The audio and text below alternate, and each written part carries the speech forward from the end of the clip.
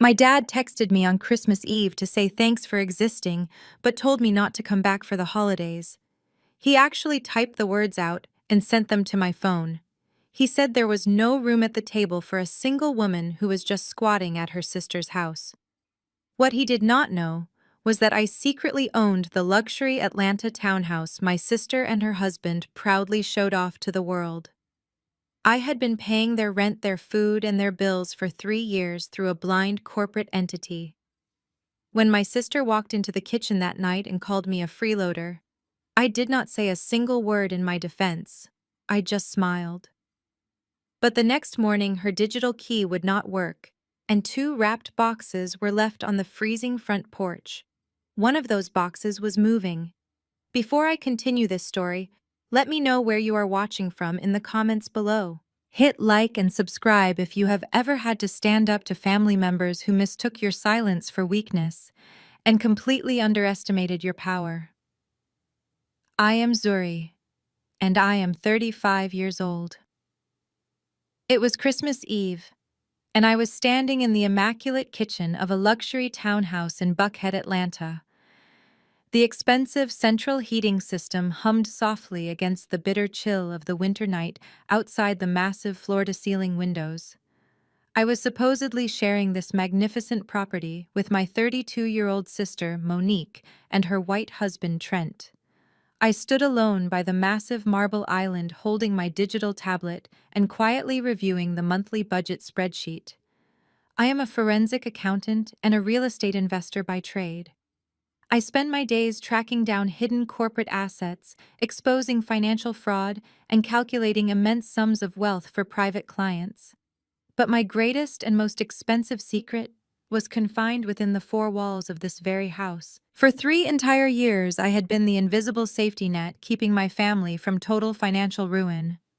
When Trent saw his heavily hyped tech startup collapse under the weight of his own sheer incompetence, I stepped in. I purchased this exact townhouse through a blind limited liability company to save them from a humiliating public eviction. I paid the exorbitant mortgage every single month. I paid the water bill, the electricity, the high-speed internet, and even the luxury grocery delivery service that kept the custom pantry stocked with imported organic food. Monique and Trent truly believed they were leasing from an absentee corporate landlord who simply kept giving them generous grace periods on their severely delinquent payments. They genuinely thought I was just a struggling single woman who desperately needed a place to stay, so they graciously allowed me to rent the small guest bedroom down the hall out of the kindness of their hearts. The kitchen was perfectly quiet, except for the soft sound of my fingers tapping against the glass screen of my tablet. Then my phone vibrated aggressively on the marble countertop. The screen illuminated with a new message from my father, Reginald. I opened the text expecting a standard holiday greeting or perhaps a question about what time we were arriving for dinner the next day. Instead, the words staring back at me felt like a physical strike to the chest. He wrote, "Thanks for existing and helping your sister around the house, Zuri, but do not come to Christmas dinner tomorrow. Trent's parents are flying in from Boston, and we just do not have room at the table for a single woman who is just squatting at her sister's house. It would be too difficult to explain your living situation to his family. Have a good holiday." I stared at the glowing screen, reading the harsh message a second time, to make sure my eyes were not deceiving me. My own father had just uninvited me from Christmas dinner because I did not fit the wealthy, successful image he so desperately wanted to project to his son-in-law's affluent white family. He had always worshipped the ground Monique walked on, viewing her marriage to Trent as the ultimate elevation of our family status in the neighborhood. To Reginald, my quiet and demanding career in finance meant absolutely nothing because I did not have a wealthy husband to parade around at country club dinners. I was just the single older sister taking up space in a world built for couples. Before I could even fully process the absolute disrespect radiating from my phone, the kitchen door swung wide open. Monique walked in wearing an elegant silk pajama set. She was holding a crystal flute and casually sipping a glass of expensive vintage champagne. It was the exact same champagne I had paid for with my own credit card when I restocked their wine fridge just last week. She stopped in her tracks when she saw me standing there in the dim light. She looked me up and down with that familiar expression of deep pity mixed with utter disgust. She sighed loudly and dramatically adjusted her heavy diamond wedding ring. Zuri, can you please clear your laptop and all your messy papers off the island right now, she demanded. Trent is trying to set up a specific holiday aesthetic for his parents when they arrive tomorrow, and your clutter is completely ruining the visual vibe of the home. I slowly looked up from my tablet, but she did not even pause to let me speak. Honestly, Zuri, it is exhausting having a freeloader in our space when we are trying to host important guests, she continued, her voice dripping with extreme condescension. You really need to find your own place next year, because Trent and I need to start living our actual lives without you constantly dragging us down financially. She took another long, arrogant sip of the champagne, waiting eagerly for me to explode. She wanted a massive reaction so desperately. She wanted me to cry or scream or throw a tantrum so she could immediately call our parents and tell them I was being completely hysterical and ruining the magical Christmas spirit for everyone. But I did not give her the satisfaction. I did not shed a single tear, and I did not utter a single word of argument. I looked down at the cruel text message from my father one last time, absorbing the absolute reality of my position in this family. Then I looked back up at my sister's smug, entitled face. I smiled warmly at her, feeling a sudden wave of absolute mental clarity wash over my entire body. You are absolutely right, Monique, I said softly, keeping my voice perfectly steady and effortlessly polite.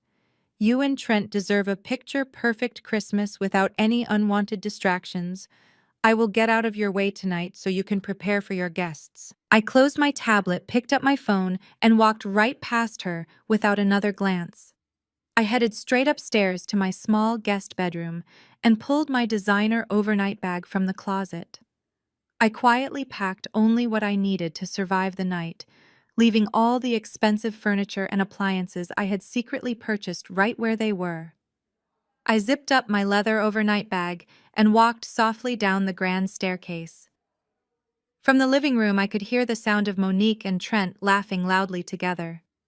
Trent was pouring himself a generous glass of 20-year-old single malt scotch from the crystal decanter on the bar cart.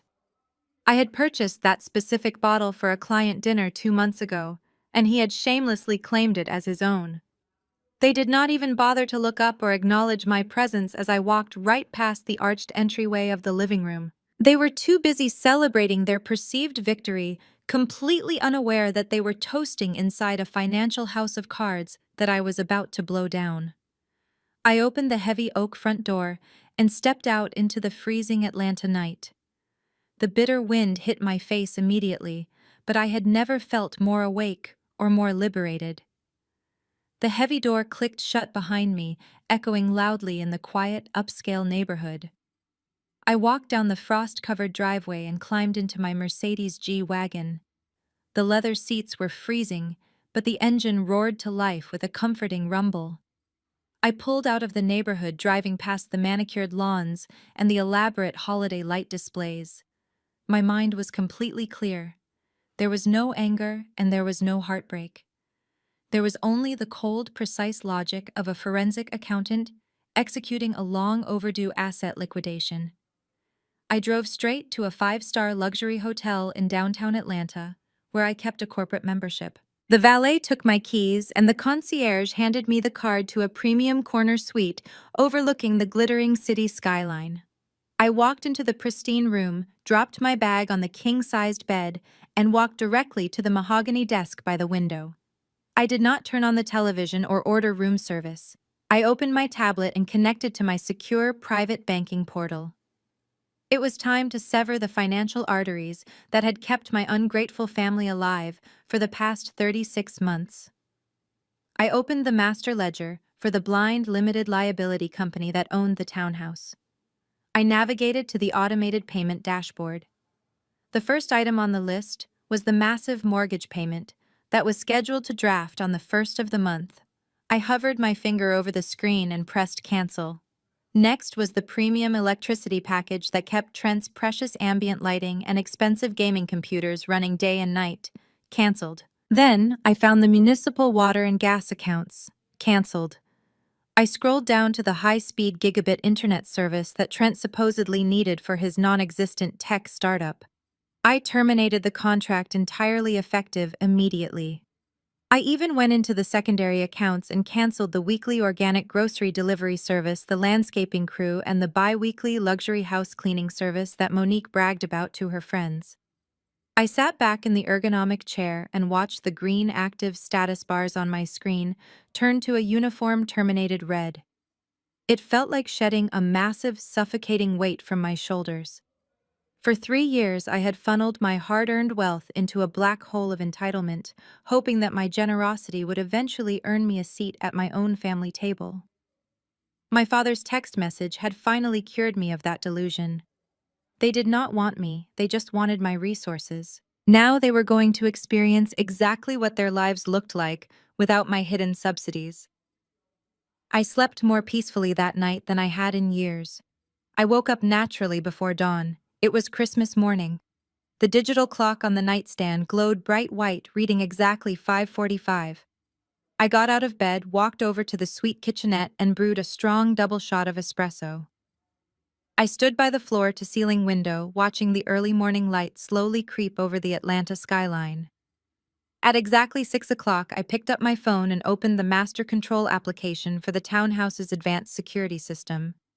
When I purchased the property, I had completely retrofitted the house with top-of-the-line military-grade smart locks on every single entry point. Monique and Trent thought the landlord was just obsessed with property value. They had no idea I was the sole administrator of the entire network. I navigated to the User Management tab. I tapped on Monique's biometric profile and selected Delete. The system asked me to confirm the permanent removal of the user. I confirmed. I did the same for Trent's access codes and his fingerprint data. Finally, I triggered the remote network override. I wiped every single digital key fob associated with the property. Through the secure application, I could actually hear the faint audio feedback from the house cameras. I listened to the satisfying mechanical whir and the heavy metallic thud as the massive steel deadbolts on the front door, the back patio, and the garage all cycled simultaneously. The system reset with a new randomly generated master encryption code that only I possessed. Monique and Trent were now officially locked out of the house they thought they controlled. But I was not quite finished. I made one final phone call. I contacted a private premium courier service that my firm frequently used for secure sensitive document delivery. I had already prepared 2 very specific packages last week, anticipating that this holiday gathering might finally be the breaking point. I instructed the courier to collect the 2 festively wrapped Christmas boxes from my secure office lockbox downtown. I paid him triple his usual holiday rate to drive them straight to Buckhead and place them directly on the frosty welcome mat of the townhouse. I knew Trent's arrogant morning routine perfectly. He religiously walked to the artisanal coffee shop at the end of the block every Christmas morning at exactly 8 o'clock to buy Monique her seasonal latte. He would step outside the door, would lock behind him, and the boxes would be waiting right there at his feet. One box contained the legal reality of their situation. The other box contained a heavy-duty motorized lockbox with a digital timer. It was already actively ticking, and I knew the sound of those mechanical gears moving inside the wrapping paper would drive Trent absolutely out of his mind. I sat at the mahogany desk in my hotel suite, sipping my freshly brewed espresso. My tablet was propped up perfectly on the stand, displaying the live, high-definition video feed from the security cameras I had installed on the front porch of the townhouse. The digital timestamp in the corner of the screen read exactly 8 o'clock in the morning. Right on schedule, the heavy front door opened. Trent stepped out first, wrapped in his expensive imported wool coat, followed closely by Monique, who was wearing the designer cashmere scarf I had bought her for her birthday last year. They were laughing together, completely oblivious to the digital trap that had just snapped shut behind them.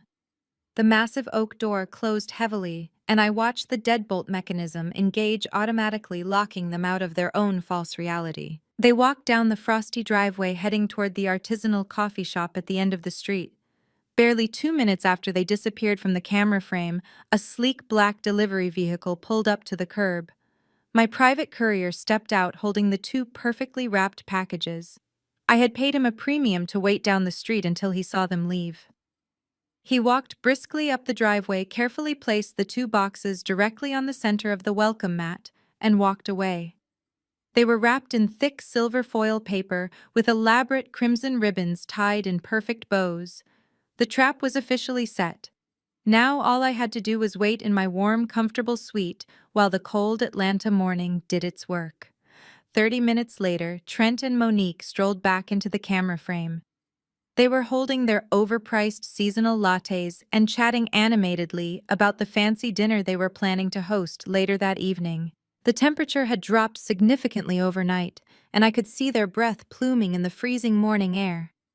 Trent walked up the stone steps, first reaching into his coat pocket to pull out his digital key fob. He casually tapped the small black plastic square against the security scanner next to the door, expecting the familiar green light and the sound of the locks disengaging. Instead, a sharp, loud beep echoed through the camera audio feed, followed by a solid red light flashing aggressively on the scanner panel. Trent paused, looking mildly confused. He tapped the fob against the scanner a second time. Another sharp beep, and another solid red light. He muttered something under his breath and rubbed the fob against his sleeve, thinking it was just a smudge or the freezing temperature affecting the sensitive sensor. He tried a third time, pressing it hard against the glass pad. The system denied him access instantly. Monique stepped up, shivering violently in the cold wind. She pulled out her own fob and pressed it against the scanner. The red light flashed again, locking her out, just like her husband. I turned up the volume on my tablet, resting my chin on my hand as I watched the scene unfold. Trent was starting to lose his carefully crafted progressive temper. He grabbed the heavy brass handle and pulled with all his strength, but the military-grade deadbolt did not even budge a fraction of an inch. He started banging his bare fist against the solid wood, demanding that the door open. Monique was stomping her expensive boots on the frozen concrete steps, spilling drops of her hot latte everywhere. She yelled at Trent, asking him if he had forgotten to pay the corporate landlord this month. Trent snapped back at her, his voice raising in pitch, insisting that he had everything under control and that the smart lock system must just be malfunctioning due to the extreme weather. His frustration quickly boiled over into pure, unadulterated rage. He could not stand looking incompetent in front of his wife on Christmas morning. He took a step back and kicked the bottom of the heavy door with his leather boot. The loud impact echoed down the quiet suburban street, but the door remained completely immovable. As Trent stumbled backward from the force of his own useless kick, his eyes finally darted downward. He noticed the two beautifully wrapped packages sitting precisely in the middle of the welcome mat right at his feet. For a brief second, Trent's angry expression shifted to genuine confusion. He looked around the empty street, wondering if a neighbor had dropped off an early holiday gift while they were getting coffee. But then the sensitive audio feed of my security camera picked up a very distinct noise. It was a rhythmic, mechanical ticking sound. Tick, tick, tick. It was coming from the slightly larger box on the left. The quiet, frosty morning air made the noise sound incredibly loud and deeply unnatural. The box was not just ticking, it was visibly vibrating against the frozen concrete mat. The heavy internal gears of the motorized lockbox I had placed inside were cycling automatically, preparing the digital countdown timer. Monique let out a short, high-pitched gasp of fear and immediately backed away down the stairs. She pulled her coat tight around her body, staring at the vibrating package with wide, terrified eyes. She yelled at Trent to get away from the door, panicking and thinking that someone had left something dangerous or explosive on their porch. But Trent was not thinking rationally. His massive ego and his simmering rage blinded him to any sense of caution. He was the man of the house, and he was not going to be intimidated by a piece of vibrating cardboard on his own property. He gritted his teeth, handed his coffee to a trembling Monique, and dropped to his knees on the freezing stone. He furiously tore the silver wrapping paper off the moving box, ripping the crimson ribbon to shreds, entirely unsure if he was uncovering a sick holiday joke or a legitimate physical threat. Trent ripped the silver foil away, revealing a heavy matte black steel casing.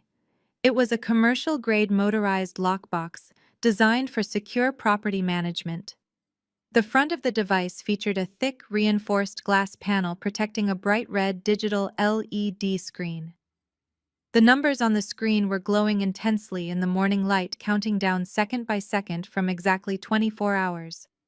23 hours, 59 minutes, and 50 seconds. The mechanical ticking sound was simply the heavy internal locking mechanism cycling in tandem with the digital timer.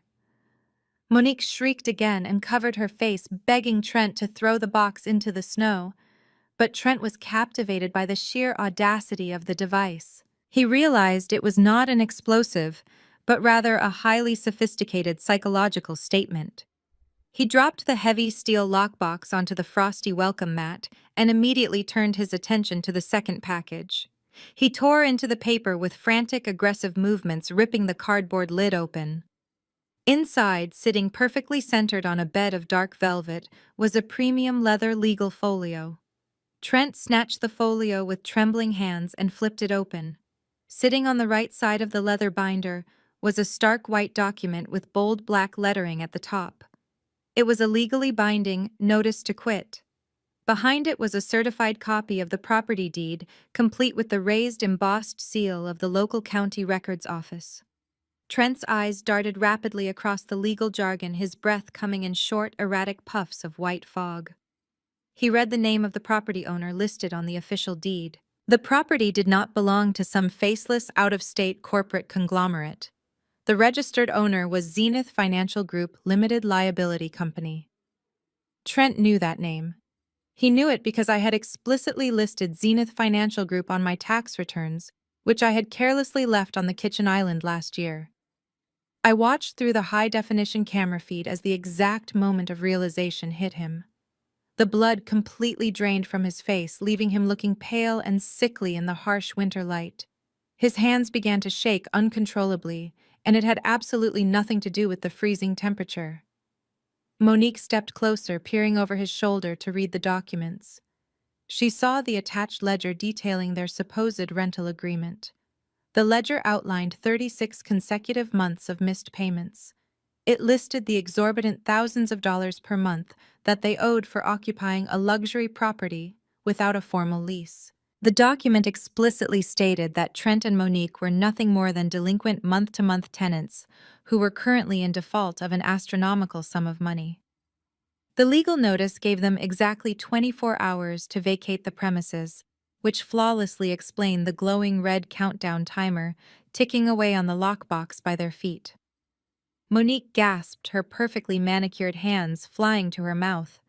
The expensive seasonal latte she was holding slipped from her grasp and shattered against the frozen concrete, splashing hot brown liquid all over Trent's designer leather boots. The illusion of their massive wealth and elevated social status shattered right alongside that coffee cup. The sister she had just called a freeloader last night was actually her landlord. The woman she had just kicked out to preserve her holiday aesthetic was the sole owner of the very ground she was standing on. I sat in my warm hotel suite watching them unravel in real time. I took a calm sip of my espresso, savoring the rich, bitter flavor. I expected them to hang their heads in shame, or perhaps call me to apologize and beg for an extension. I expected Monique to realize the absolute gravity of her cruelty and Trent to finally acknowledge his own financial failures. But I had momentarily forgotten the sheer power of white male entitlement and the absolute refusal of my sister to ever accept defeat. Trent did not call me. He did not accept the legal reality staring him right in the face. His ego was far too fragile to process the fact that the black woman he constantly belittled and financially manipulated had completely outsmarted him. He dropped the legal folio onto the freezing wet concrete, letting the official document soak up the spilled coffee. He reached into his heavy wool coat and pulled out his latest model smartphone. His face was contorted into a mask of pure, desperate rage. He dialed 911. I could hear every single word clearly through the porch microphone. He paced back and forth across the frosty driveway, his breath pluming heavily in the air, as he waited for the emergency dispatcher to answer. When the operator finally picked up the line, Trent immediately slipped into his most authoritative, aggrieved citizen voice. He did not mention the lease, or the deed, or the fact that he had not paid rent in 3 years. He completely fabricated a story designed to trigger an aggressive police response. "Yes, hello, I need officers dispatched to my residence immediately," Trent shouted into the phone, his voice trembling with manufactured panic. "My wife and I just stepped out for coffee, and a hostile squatter has illegally hijacked our home. She manipulated our smart security system and locked us out in the freezing cold. And she left a highly suspicious vibrating package on our front porch with a digital countdown timer. I fear for my wife's safety, and I need an armed response right now." He ended the call and glared at the security camera, knowing full well I was watching. He thought he could weaponize the police to intimidate me into backing down and surrendering my property. He wanted to use his privilege to force me into submission on my own front lawn. He had absolutely no idea that I was already dressed, holding my keys, and walking out of my hotel room, prepared for exactly this moment. I left my hotel suite and took the private elevator down to the parking garage.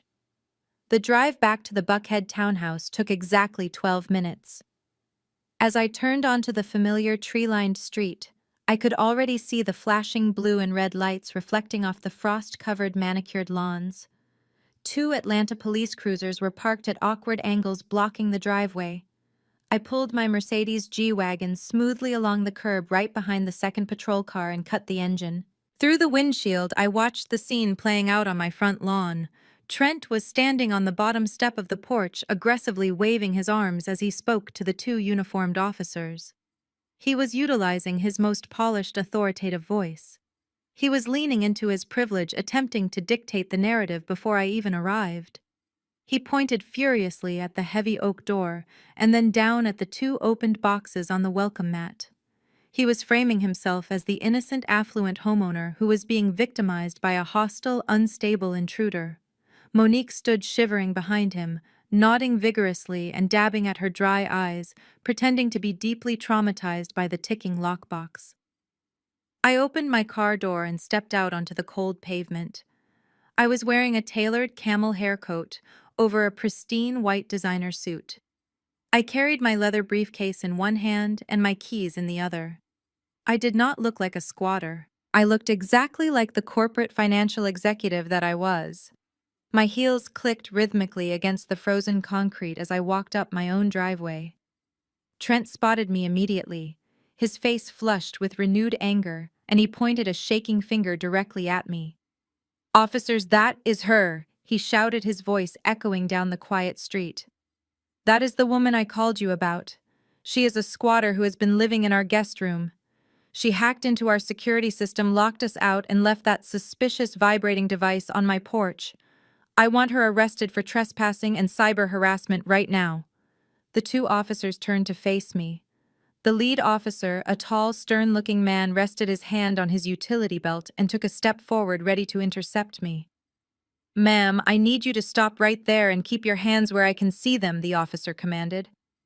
I stopped exactly where he asked, keeping my posture perfectly straight and my expression entirely calm. "Good morning, officers," I said, my voice steady and professional. "My name is Zuri. I am the sole legal owner of this property. The man screaming at you is my brother-in-law. He and my sister are currently delinquent month-to-month tenants who have failed to pay their rent for 36 consecutive months. I locked the house to secure my assets, and I just served them with a legal 24-hour notice to quit the premises." Trent let out a loud, incredulous laugh, throwing his hands up in the air. "She is lying," he yelled, taking a step toward me before the second officer held him back. "She is completely delusional. This is my house. I pay the mortgage. Arrest her before she tries to break in." I did not raise my voice to match his frantic energy. I simply unzipped my leather briefcase and pulled out a thick, heavy stock manila folder.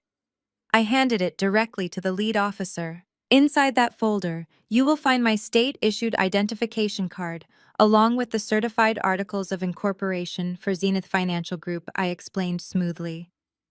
Behind that, you will find the original property deed bearing the embossed seal of the County Records Office, explicitly naming my corporate entity as the sole owner of this address. You will also find a detailed financial ledger proving that no rent or mortgage payments have ever been made by the individuals standing on my porch. The street fell completely silent, except for the low hum of the police cruiser engines. The lead officer opened the folder and began reviewing the documents. His eyes scanned the crisp legal paperwork, the official state seals, and the unquestionable proof of my ownership. He pulled out my driver's license and verified the information against the corporate filings. The second officer leaned over to look at the documents as well. The aggressive protective stance they had initially taken against me completely dissolved. The lead officer closed the folder and handed it back to me with a respectful nod. "Thank you, Mom. Everything appears to be in perfect order," he said. He then turned his back to me and faced Trent. The dynamic on the lawn shifted instantly. "Sir, you do not own this property." The officer stated, his tone now incredibly sharp and completely devoid of the patience he had shown Trent just moments ago. "The paperwork is undeniable. You are currently occupying this property without a valid lease. This woman is your landlord and she has legally served you with an eviction notice." Trent opened his mouth to argue, but the officer held up a hand to silence him. "This is a civil matter regarding the eviction process, but right now, you are causing a public disturbance on property that you do not own.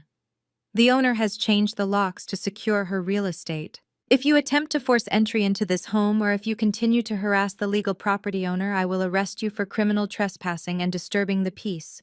You need to gather whatever belongings you have on you and leave these premises immediately." Trent's jaw dropped. The absolute shock of being stripped of his authority and threatened with arrest by the very officers he called to protect him left him completely paralyzed. He looked at the officers, then at the house, and finally at me. I offered him nothing but a cold, indifferent stare. His privilege could not override my airtight legal documentation. Monique suddenly realized that Trent could not talk his way out of this disaster. The police were not going to arrest me, and they were not going to let them back inside the warm, luxurious townhouse. The panic finally set in. She pulled her smartphone out of her coat pocket, her fingers trembling so violently she nearly dropped it on the concrete. She bypassed her husband entirely and frantically dialed the only person she thought had enough power to put me back in my place. She called our father, Reginald. The moment the line connected, she pressed the phone to her ear and started screaming hysterically into the receiver, demanding that he come fix the nightmare I had just created. Monique was still sobbing hysterically into her phone, painting a picture of absolute victimhood for our father. It barely took 15 minutes for the cavalry to arrive. A sleek midnight blue Lexus sedan sped around the corner of the affluent neighborhood, ignoring the icy conditions of the road. The luxury car braked aggressively right behind the two parked police cruisers' tires, skidding slightly on the frost. Before the engine was even fully turned off, the driver's side door flew open. Reginald stepped out into the freezing morning air. He was a tall, imposing man who had spent his entire life using his physical presence and his booming baritone voice to intimidate everyone around him into absolute submission. He did not even bother to speak to the two police officers who were standing by their vehicles, watching the escalating family drama unfold. He marched straight up the driveway, his heavy winter coat flapping in the wind, and headed directly for me. He stopped mere inches from my face, attempting to use his height to tower over me and force me to back down. His face was a mask of pure, unadulterated fury. "Unlock that door right this second, Zuri," he demanded, his voice echoing off the brick facade of the townhouse. "You are embarrassing Trent in front of the neighbors and the police. Have you completely lost your damn mind? You do not treat your family like this on Christmas morning. You give them the access codes immediately, and you apologize to this man for putting him through this ridiculous charade." He pointed a thick finger at Trent, who was suddenly looking incredibly smug.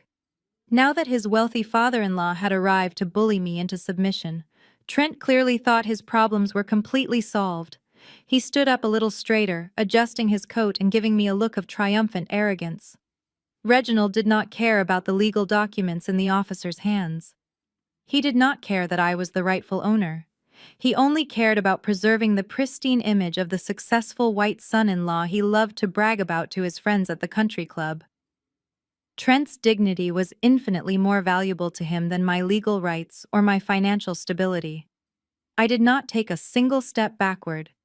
I held my ground, maintaining direct eye contact with my father, completely unfazed by his aggressive posturing. Before I could even issue a response, the passenger door of the Lexus slammed shut. My mother Yvonne hurried up the driveway. She was draped in a heavy mink coat, her hair perfectly styled despite the early hour. She rushed right past me and threw her arms around Monique, who was still pretending to hyperventilate on the bottom step of the porch. Yvonne cradled her golden child, playing the role of the fiercely protective matriarch, rescuing her fragile daughter from a war zone. After ensuring Monique was sufficiently comforted, Yvonne turned her venomous attention entirely on me. She narrowed her eyes, her face twisting into a sneer of absolute disgust. She always knew exactly which psychological buttons to press to inflict the maximum amount of emotional damage. "How could you do something so deeply evil, Zuri?" she shouted, her voice cracking with theatrical emotion. "You are tearing this family apart. You have never supported Black family unity. You have always tried to ruin every single holiday because you cannot stand seeing your sister happy. You have been deeply bitter and horribly jealous of Monique since you were both children, just because she is lighter-skinned and happily married while you are sitting around completely alone." Yvonne took a step closer, wagging her manicured finger in my face. She weaponized every single insecurity she had spent decades trying to program into my brain. "You think just because you have a little bit of money and a fancy corporate job that you can humiliate your sister?" She continued, her voice dripping with toxic venom. "You are nothing but a single resentful woman who wants to drag everyone else down into her misery. You are going to hand over the title to this house right now because family takes care of family. You owe her this after the stunt you just pulled." The two police officers stood silently by their cruisers, recognizing that no physical violence was occurring and that this had fully devolved into a bitter civil family dispute. They were present to keep the peace, but they were not going to intervene in my mother's verbal assault. They simply watched, waiting to see how the legal property owner was going to handle the trespassers. I stood there on the frozen concrete, absorbing the heavy barrage of their insults. I looked at Reginald, whose face was red with demanding rage. I looked at Yvonne, whose eyes were practically burning with toxic hatred. I looked at Monique, who was hiding behind our mother, playing the helpless victim. And I looked at Trent, who was grinning slightly, believing he had successfully outsourced his eviction problem to my manipulative parents. They truly believed their loud voices and their suffocating family guilt would force me to surrender. They thought I was still the quiet, desperate girl who would set herself on fire just to keep them warm. They thought I would break down, cry, and hand over the keys to a multi-million-dollar asset just to earn a tiny scrap of their conditional love. I did not flinch. I did not shed a single tear. I did not raise my voice to defend my character or argue against my mother's vicious, colorist remarks. Their words, which would have shattered me 5 years ago, now simply bounced off me like rain on titanium. The absolute silence I offered them was far more terrifying than any screaming match could ever be. I slowly lowered my gaze to the designer tote bag resting comfortably on my shoulder. I unclasped the gold hardware and reached my hand deep inside, feeling the smooth, heavy texture of the bound paper waiting in the dark. I pulled out a thick, spiral-bound financial ledger and held it up in the morning light. Reginald stared at the brightly highlighted bank records in the red section of the ledger. His eyes darted back and forth across the columns of numbers. He was looking at copies of wire transfers routed directly from his own primary retirement accounts and his private wealth management portfolio. Beside each transfer was a signature authorizing the massive withdrawals. It was his signature, but it was slightly off. It was a digital forgery. I stepped closer to make sure my voice was heard with absolute clarity. "Trent does not own a technology startup," I explained coldly. His company is nothing but a phantom shell corporation registered to a post office box in Delaware. It has 0 employees, it has 0 intellectual property, and it has absolutely 0 revenue. But it does have a very healthy stream of incoming capital. Reginald looked up from the page, his face contorted in disbelief. He looked at Trent, who was suddenly backing away toward the porch stairs, his hands raised defensively. He did not secure venture capital funding from angel investors, Dad. I continued, refusing to let the silence settle. He secured it from you. Over the past 2 years, Trent has been systematically forging your signature to drain your retirement funds. He used your life savings to buy Monique her diamond jewelry, to lease his luxury cars, and to maintain the illusion of success while they squatted in my property. He has robbed you blind under the guise of being the perfect son-in-law. The air grew so tense it felt suffocating. Trent opened his mouth to deny the accusations, but the words caught in his throat. He looked absolutely terrified. Monique stared at her husband, her eyes wide with shock, finally realizing that the fairy tale marriage she constantly bragged about was entirely funded by criminal fraud against our own father. I waited for the explosion. I expected Reginald to lunge at Trent. I expected him to demand his money back, to call the police officers over, and have the man arrested for federal wire fraud right there on the frozen driveway. That is what any rational person presented with certified forensic accounting evidence would do. But I had underestimated the blinding power of my father's pride. Reginald looked down at the forged signatures one last time. He looked at Trent, standing there looking like a cornered animal. And then he looked at me, the daughter he had always deemed unworthy, standing before him in a tailored designer suit, holding all the cards. His ego simply could not process the reality of the situation. Admitting that Trent was a thief meant admitting that he had been completely fooled. It meant acknowledging that the white man he had proudly paraded around his exclusive country club was a parasite, while the black daughter he had discarded was a massive financial success. His pride would not allow him to accept that truth. It was easier for him to embrace a comfortable delusion than to face a humiliating reality. Reginald snapped the heavy ledger shut. His face flushed with an unnatural dark red color as a new wave of explosive anger overtook him. He raised his arm and violently threw the heavy book directly at my chest. I sidestepped easily, letting the thick ledger crash onto the frozen concrete driveway. "This is a disgusting fabrication," he roared, pointing a trembling finger at my face. "You forged these documents, Zuri. You are so bitterly jealous of your sister and her husband that you actually manufactured fake bank statements to try and destroy their marriage. I always knew you were deeply troubled, but this is outright criminal." I looked at him in genuine amazement. He was choosing to protect the man who was actively stealing his future just to avoid admitting he was wrong about me. Trent instantly seized the lifeline my father had blindly thrown him.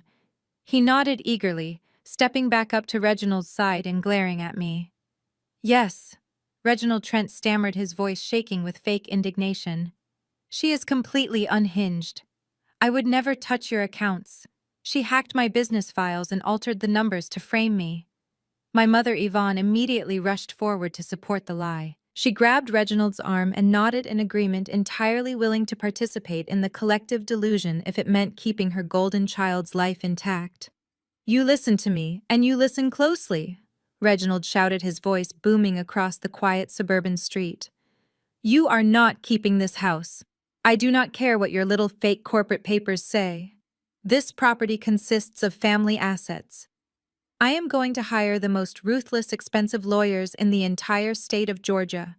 I am going to drag you into civil court and seize this townhouse from you under family equity laws. I will spend every last dime I have to bankrupt you and expose you as the vindictive liar you are." He thought his threats would terrify me. He thought the prospect of a massive legal battle against the family patriarch would force me to back down and surrender my property. He stood there puffing out his chest, believing he had successfully regained control of the narrative. I did not argue with his completely fabricated understanding of family equity law. I did not bother explaining that the evidence I gathered was already verified by independent financial institutions. I simply bent down, picked up my ledger from the cold concrete, and brushed the frost off the cover. I looked at my father and smiled. It was a slow, calculating smile that made Yvonne physically take a step backward. I wanted him to fight me legally. I wanted him to drain whatever funds Trent had not already stolen to pay for exorbitant attorney fees. He had just declared war, completely unaware that he was marching his entire army directly off a financial cliff. "I look forward to seeing your legal counsel in court, Dad," I replied, my voice dripping with cold satisfaction. "Make sure Trent gives you a ride home. He no longer has a place to park." I turned my back on them, walked to my vehicle and got inside, leaving them standing in the freezing cold. The trap was set perfectly, and my father had just enthusiastically leaped right into it. I drove away from the frozen suburban street, leaving my father and my mother standing there entirely committed to their delusions. The luxury townhouse disappeared from my rearview mirror, but I did not feel a single ounce of regret. I steered my Mercedes G-Wagon onto the highway, heading straight toward the towering glass skyline of downtown Atlanta. I was not going back to the hotel. It was time to relocate to a much more permanent and heavily fortified sanctuary. Among my various private real estate investments, I owned a spectacular penthouse suite on the top floor of an exclusive residential tower right in the heart of the financial district. I had purchased the property years ago under an entirely different corporate entity, ensuring my family would never be able to trace it back to me. The building offered absolute privacy, with 24-hour armed concierge service and biometric security scanners on every floor. I pulled into the private underground parking garage designated solely for penthouse residents and parked my vehicle in the dimly lit corner spot. For the next 2 days, I existed in total peace. I sat on my imported Italian leather sofa drinking matcha lattes and looking out through the massive floor-to-ceiling windows that offered a panoramic view of the entire city. My phone constantly vibrated with frantic, toxic text messages from my mother and long, unhinged voicemails from my sister, but I did not read or listen to a single one. I simply forwarded everything directly to my legal counsel. I knew, however, that the silence would not last forever. Trent was a desperate man whose entire fraudulent empire had just been burned to the ground. He had lost his free luxury housing, and he knew the authorities would soon be asking questions about his missing tech startup revenue. I knew he was frantic, and I knew a cornered rat would inevitably try to bite. On the morning of the third day, I dressed in a sharp, tailored black blazer and matching trousers, preparing to head to my corporate office. I took the private secure elevator all the way down to the VIP basement parking level. The underground expanse was completely empty, the heavy concrete walls absorbing all sound from the busy city streets above. The air smelled of damp concrete and premium car exhaust. Only a few fluorescent lights flickered overhead, casting long dark shadows across the gray pavement. I walked confidently toward my Mercedes, the sharp rhythmic clicking of my heels echoing loudly in the absolute silence. I pressed the button on my key fob and the headlights flashed, illuminating the thick structural concrete pillar right next to my parking space. Suddenly, heavy, erratic footsteps echoed behind the pillar. Before I could even open my car door, Trent stepped out from the deep shadows and blocked my path. He looked absolutely terrible. The polished, sophisticated facade he always wore to country club dinners was completely shattered.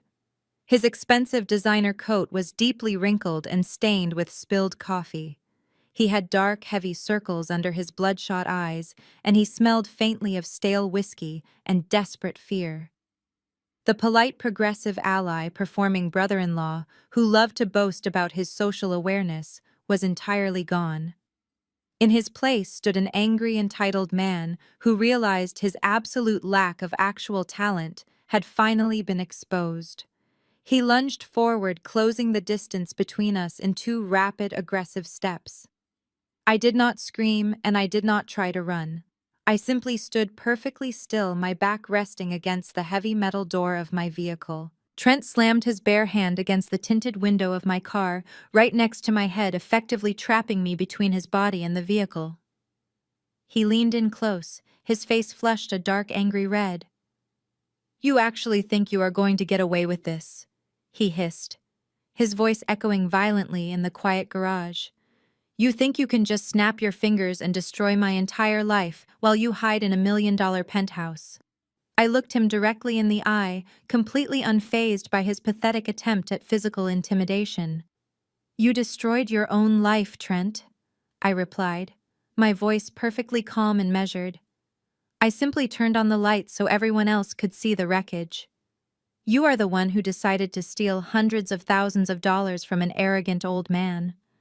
How did you even find this address?" He let out a harsh, ugly laugh. "Your precious corporate firewall is not as invincible as you think, Zuri. It took me 2 days of digging through property tax records and calling your former colleagues pretending to be an investor. But I found you. You made a massive mistake kicking me out onto the street. You humiliated me in front of my wife, and you humiliated me in front of the police. Now it is my turn." Trent took a step back, but he kept his arm securely braced against my car door, refusing to let me leave. He was feeding off his own manufactured rage, trying to convince himself that he still held some kind of power over me. He believed that because I was a woman, and because I was alone in a dark parking garage, I would inevitably crumble under his aggressive presence. He had spent years manipulating my sister into absolute submission, and he foolishly assumed that same tactic would work on me. "You are going to call off the eviction," he demanded, his tone dropping into a threatening, gravelly whisper.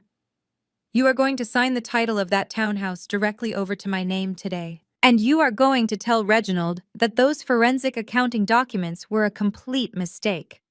You are going to clear my name completely." I tilted my head slightly, observing him like an interesting biological specimen. "And what exactly makes you think I would ever do anything you say?" I asked, keeping my expression totally blank. Trent's angry red face suddenly twisted into a wide, malicious smile. He reached his free hand deep into the pocket of his wrinkled coat. He fumbled for a second before pulling out a small, sleek silver flash drive attached to a black nylon lanyard. He held it up in the dim, fluorescent light, letting the small metal device dangle right in front of my face like a hypnotist's pendulum. "Because if you do not do exactly what I tell you, Zuri," he whispered, his eyes wide with manic triumph, "I am going to make sure you never work in the financial industry ever again." Trent dangled the silver flash drive inches from my nose. The small piece of metal caught the flickering fluorescent light of the parking garage. He was breathing heavily, a mixture of adrenaline and sheer desperation fueling his false bravado. I did not flinch or pull away. I kept my posture completely relaxed, leaning comfortably against the door of my Mercedes. "What exactly do you think you are holding, Trent?"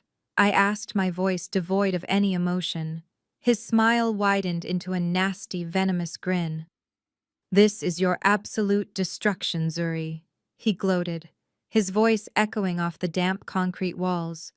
"You really thought you were the only one who understood how to play the corporate game. I spent the last 48 hours pulling every single podcast interview, corporate seminar, and public speaking engagement you have ever recorded. I took hours of your audio and ran it through a high-end artificial intelligence voice cloning software." He took a step closer, invading my personal space, trying to force me to shrink away from him. I held my ground. "I created a flawless, seamless audio file of you explicitly admitting to embezzling millions of dollars from your own private equity partners."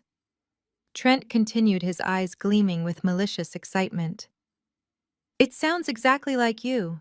The cadence, the tone, the vocabulary. It is perfect. In the recording, you confess to manipulating your firm's ledgers to funnel investor capital directly into your offshore accounts. You even brag about how easy it is to fool the federal regulators." I stared at him, genuinely fascinated by the sheer magnitude of his stupidity. He actually thought a poorly generated artificial intelligence audio file would hold up against a team of federal forensic auditors. A basic spectral analysis would debunk his deep fake in a matter of hours. However, Trent was banking on the court of public opinion. If I send this drive to the major financial news outlets, the Securities and Exchange Commission, and the board of directors at your firm, your career is instantly over. Trent threatened, leaning his forearm heavily against my car window. Even if you eventually prove it is a fake, the immediate public relations nightmare will destroy your firm's reputation. Your investors will pull their capital. Your partners will force you out to save the brand. You will lose your licenses, your wealth, and everything you have built. He was sweating profusely. A single drop of perspiration rolled down his temple, despite the freezing temperature of the underground garage. He was terrified, but he was masking it with aggressive extortion. "So here are my terms," Trent demanded, dropping his voice into a harsh, commanding register. "You have exactly 24 hours to legally transfer the deed of the Buckhead townhouse completely over to me. I want the property placed solely in my name, free and clear of any corporate liens. Furthermore, you are going to draft a formal notarized letter to Reginald admitting that the financial ledger you brought to the house on Christmas morning was a vindictive fabrication. You will take full responsibility for the lie, and you will restore my standing with your father." I noticed how he explicitly demanded the house be put in his name alone, entirely excluding my sister Monique. Even in his darkest, most desperate moment, he was still actively planning to secure his own assets and abandon his wife. "If you do exactly what I say, I will snap this flash drive in half, and you will never see me again," Trent promised, his chest heaving with exertion. "But if you refuse, or if you try to call the police, I hit send on the email draft that is currently sitting in my outbox. The choice is yours, Zuri. Your fancy penthouse and your entire career, or one single townhouse." He stopped talking and waited for my reaction. He expected me to beg. He expected me to panic to offer him money, or to break down crying under the immense pressure of his blackmail. He wanted to see the powerful, untouchable Zuri crumble at his feet. I did not speak immediately. I let the heavy silence of the underground garage stretch out between us. 10 seconds passed, then 20. The utter lack of fear on my face slowly began to chip away at his arrogant facade. His smug smile began to falter, and the hand holding the flash drive twitched slightly. Without breaking eye contact, I slowly raised my left arm. I did not push him away, nor did I reach for the silver flash drive. I simply brought my wrist up to my chest. I looked down at the smooth glass face of my designer smartwatch. With my right index finger, I deliberately tapped the screen twice. The small digital display instantly illuminated with a bright pulsing green recording icon. Trent frowned, looking down at my wrist in confusion. "What are you doing?" he snapped, taking a half step back. "Are you trying to record me on your watch?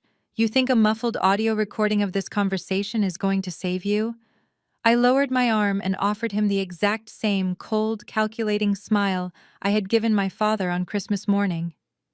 "No, Trent. I am not recording you on my watch," I replied, my voice crystal clear in the quiet garage. "My watch is simply the remote trigger." I slowly raised my right hand and pointed my index finger straight up toward the ceiling. Trent's eyes instinctively followed my gesture. Tucked deep into the shadows of the concrete crossbeams directly above where we were standing was a sleek black dome-shaped device.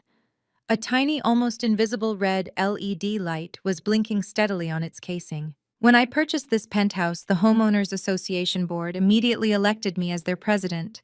I explained smoothly, watching the color completely drain from his face. My very first act as president was to authorize a massive upgrade to the building's security infrastructure. You are currently standing directly underneath a commercial-grade 4K resolution security camera equipped with advanced parabolic microphones. Trent's mouth opened slightly, but no words came out. He stared at the blinking red light in absolute horror. "That camera does not record to a local hard drive," I continued, savoring the absolute destruction of his confidence.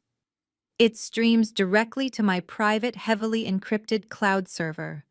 The watch simply dropped a digital bookmark on the timeline, so my security team knows exactly where to find this interaction. I have crystal clear, high-definition footage of you physically cornering me against my vehicle, threatening to destroy my career and explicitly attempting to extort a multi-million-dollar real estate asset from me, using fabricated digital evidence.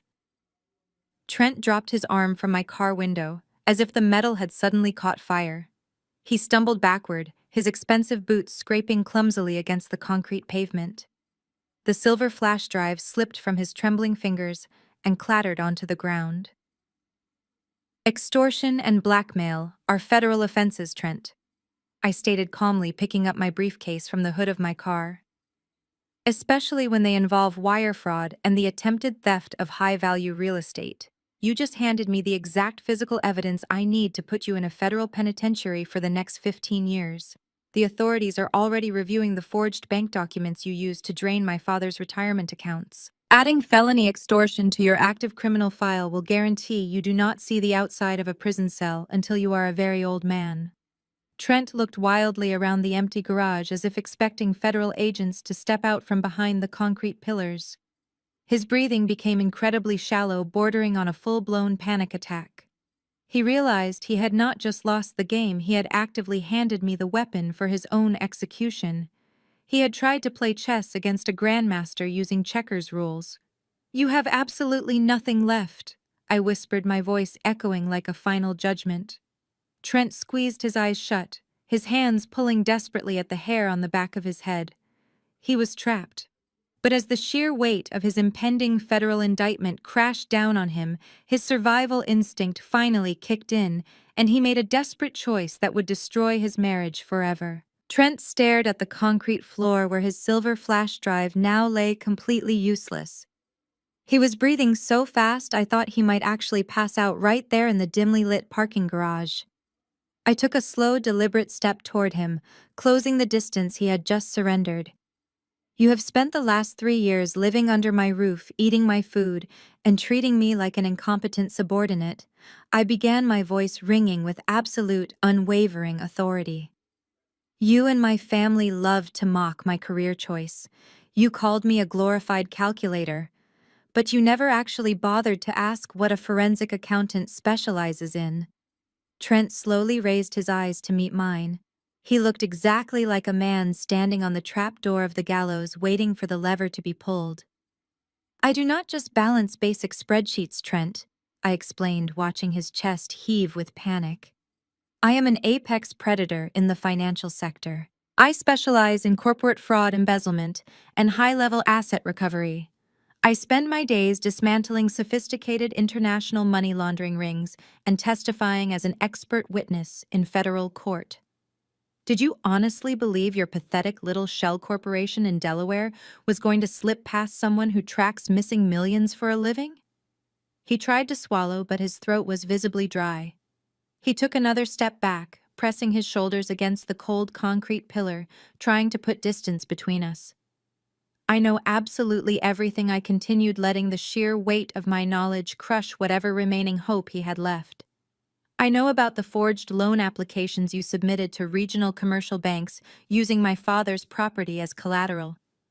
I know about the fake vendor invoices you meticulously created to funnel his retirement savings into your personal checking accounts. I even know about the offshore holding company you panicked and set up in the Cayman Islands last month, desperately trying to hide the stolen funds before your non-existent tech startup officially collapsed under the weight of your own massive incompetence." Trent's knees actually buckled slightly. He reached out and grabbed the edge of the thick concrete pillar with both hands to keep himself from collapsing onto the pavement. "You left a digital paper trail so incredibly wide and incompetent that it actually insulted my professional intelligence," I told him. "You used the exact same IP address to access my father's private wealth management portal that you used to order expensive takeout food to my townhouse. You practically drew a map to your own destruction and handed it directly to me."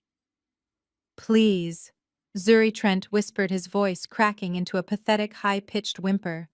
He held up his shaking hands, palms facing outward in a gesture of total surrender. "Please do not do this. Not do. I can pay it all back. I swear to you I will find a way to get the money back to Reginald. Just keep this between us. We are family. Please do not ruin my life. I laughed. It was a cold, sharp sound that echoed loudly in the empty concrete basement. We are not family, Trent, I corrected him, my expression turning to ice. We are simply the victim and the investigator. And you are severely misunderstanding the timeline of this conversation. You are standing here begging me not to pull the trigger, but the bullet has already left the chamber. His eyes widened in absolute terror. What do you mean? He choked out, stepping away from the pillar. I did not just compile your forged documents into a nice little binder for my father to throw on the driveway, I stated. I finalized a comprehensive digital and physical dossier containing every single piece of evidence regarding your massive federal wire fraud. That package included the forged signatures, the IP logs, the bank transfers, and a detailed financial summary of your fraudulent Delaware shell company. Trent began to shake his head rapidly from side to side, refusing to accept the reality of the words coming out of my mouth. Exactly 2 hours ago, I continued, my tone completely devoid of mercy. My firm couriered that entire package to the Internal Revenue Service and the White-Collar Crime Division of the Federal Bureau of Investigation. The documents were delivered directly into the hands of a senior federal agent I happened to have on speed dial. The last drops of blood completely drained from his face, leaving his skin a sickly pale gray. The polished, arrogant white man who had confidently tried to blackmail me just 5 minutes ago was entirely gone. He was replaced by a terrified, desperate criminal, realizing he had nowhere left to run. You do not get to walk away from this, Trent, I promised him, closing the final gap between us. Federal agents are likely already reviewing your file right now. They will freeze your remaining bank accounts by the end of the day. They will confiscate your passport. And before the week is over, they will be knocking on the door of whatever cheap motel you are currently hiding in with a pair of steel handcuffs. You are going to federal prison. He let out a loud, guttural sob. The realization that his privilege could not protect him from federal financial crimes completely shattered his mind. He dropped to his knees on the dirty concrete floor, right next to the discarded flash drive. He looked up at me, tears streaming down his face, his expensive coat pooling around him in the dirt. It was not my idea, he screamed, his voice echoing wildly off the garage walls. I did not do this alone, Zuri. Please, you have to believe me. I looked down at him, feeling nothing but absolute disgust. Then tell me who helped you, I demanded. It was Monique. Trent cried out, sobbing hysterically. It was your sister. She is the one who gave me access. She is the mastermind. He did not even hesitate for a single second. In his absolute desperation to save his own skin, he immediately threw his wife, the woman he had vowed to protect, directly under the speeding bus of a federal indictment. Monique knew I was out of money. Trent babbled, his words spilling out in a frantic, chaotic rush. When my startup failed last year, she absolutely refused to downgrade her lifestyle. She said she could not face the humiliation of telling her friends we were broke. She is the one who stole Reginald's master passwords when she visited their house for Thanksgiving. She physically handed me his account numbers. She helped me forge his signature because she knew he never actually checked his statements. She told me exactly which accounts to drain first so he would not notice. I stood completely still, absorbing the massive confession he had just handed me. My sister was not just a passive beneficiary of Trent's fraud. She was the master architect. She had actively orchestrated the theft of our father's life savings just to maintain her fake, wealthy aesthetic. I did not want to steal from him. Trent continued, weeping openly now. But Monique said Reginald owed it to us. She said he would never notice the money missing, and that he would gladly give it to her anyway if she asked. She made me do it, Zuri. She is the one pulling the strings. You have to tell the FBI that she forced me into this. I am just a victim of her manipulation. I looked up at the blinking red light of the security camera tucked into the ceiling beams. The camera had just captured Trent explicitly confessing to federal wire fraud and formally implicating my sister as his primary co-conspirator. He had essentially gift-wrapped the entire prosecution case and handed it to me with a bow on top. I looked back down at the pathetic weeping man kneeling on the garage floor. My father had chosen this lying, cowardly thief over his own daughter. My mother had praised this exact relationship as the pinnacle of success. And my sister, the golden child, had actively robbed her own parents to fund the entire delusion. I picked up my briefcase, adjusted my tailored blazer, and stepped carefully around Trent's trembling body. I walked over to the driver's side door of my Mercedes and opened it. "Thank you for the clarification, Trent," I said, looking over my shoulder one last time. "I will be sure to forward this exact security footage to the federal prosecutors so they know exactly who to indict first. I strongly suggest you call a very good criminal defense attorney." I climbed into my vehicle, closed the heavy armored door, and started the engine, leaving him sobbing violently on the dark garage floor. I knew Trent would not keep his mouth shut. The moment he managed to drag himself out of my parking garage, he must have immediately called Monique in a state of absolute panic. He likely confessed that the federal authorities were already involved and that I had high-definition security footage of him admitting that she was the mastermind behind the entire financial fraud. Monique was a master manipulator, and she knew exactly how the game was played. She realized instantly that she could not destroy the mountain of forensic evidence I had compiled against her. Therefore, she decided her only path to survival was to completely and entirely destroy my credibility before the truth could officially come out.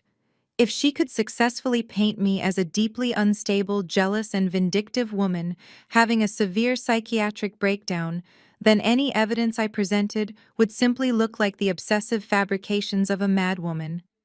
The smear campaign began less than 4 hours after I left Trent on the concrete floor. My phone sitting on the glass coffee table in my penthouse suddenly started vibrating with a relentless, continuous buzz. It was the massive extended family group chat. Monique had sent a meticulously crafted multi-paragraph message to our parents, our aunts, our uncles, and all of our cousins. She claimed that I had suffered a complete and total psychotic break.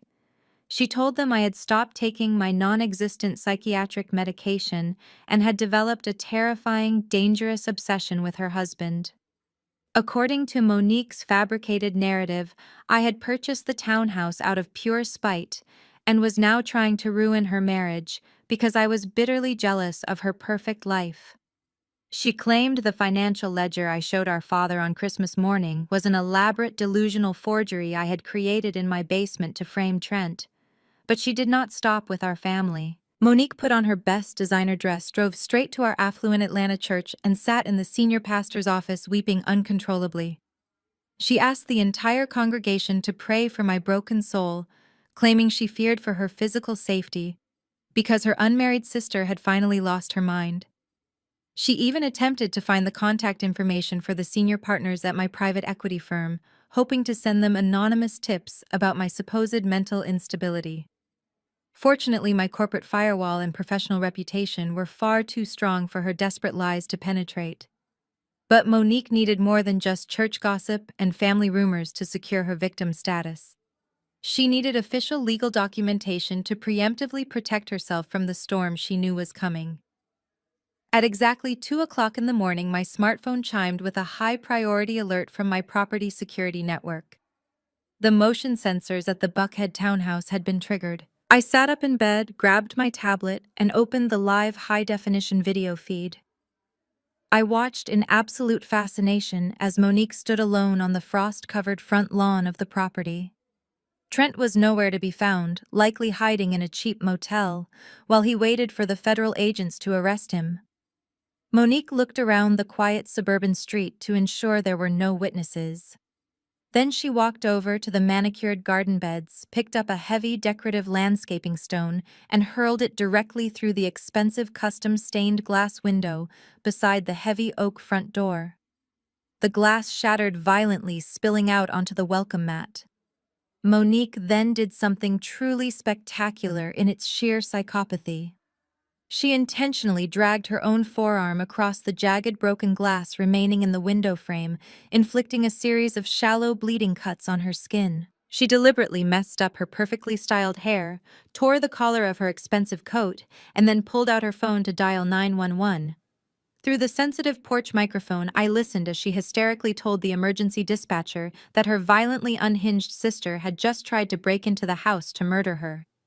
The next afternoon, the concierge of my luxury building called my suite to inform me that a local sheriff's deputy was waiting in the lobby.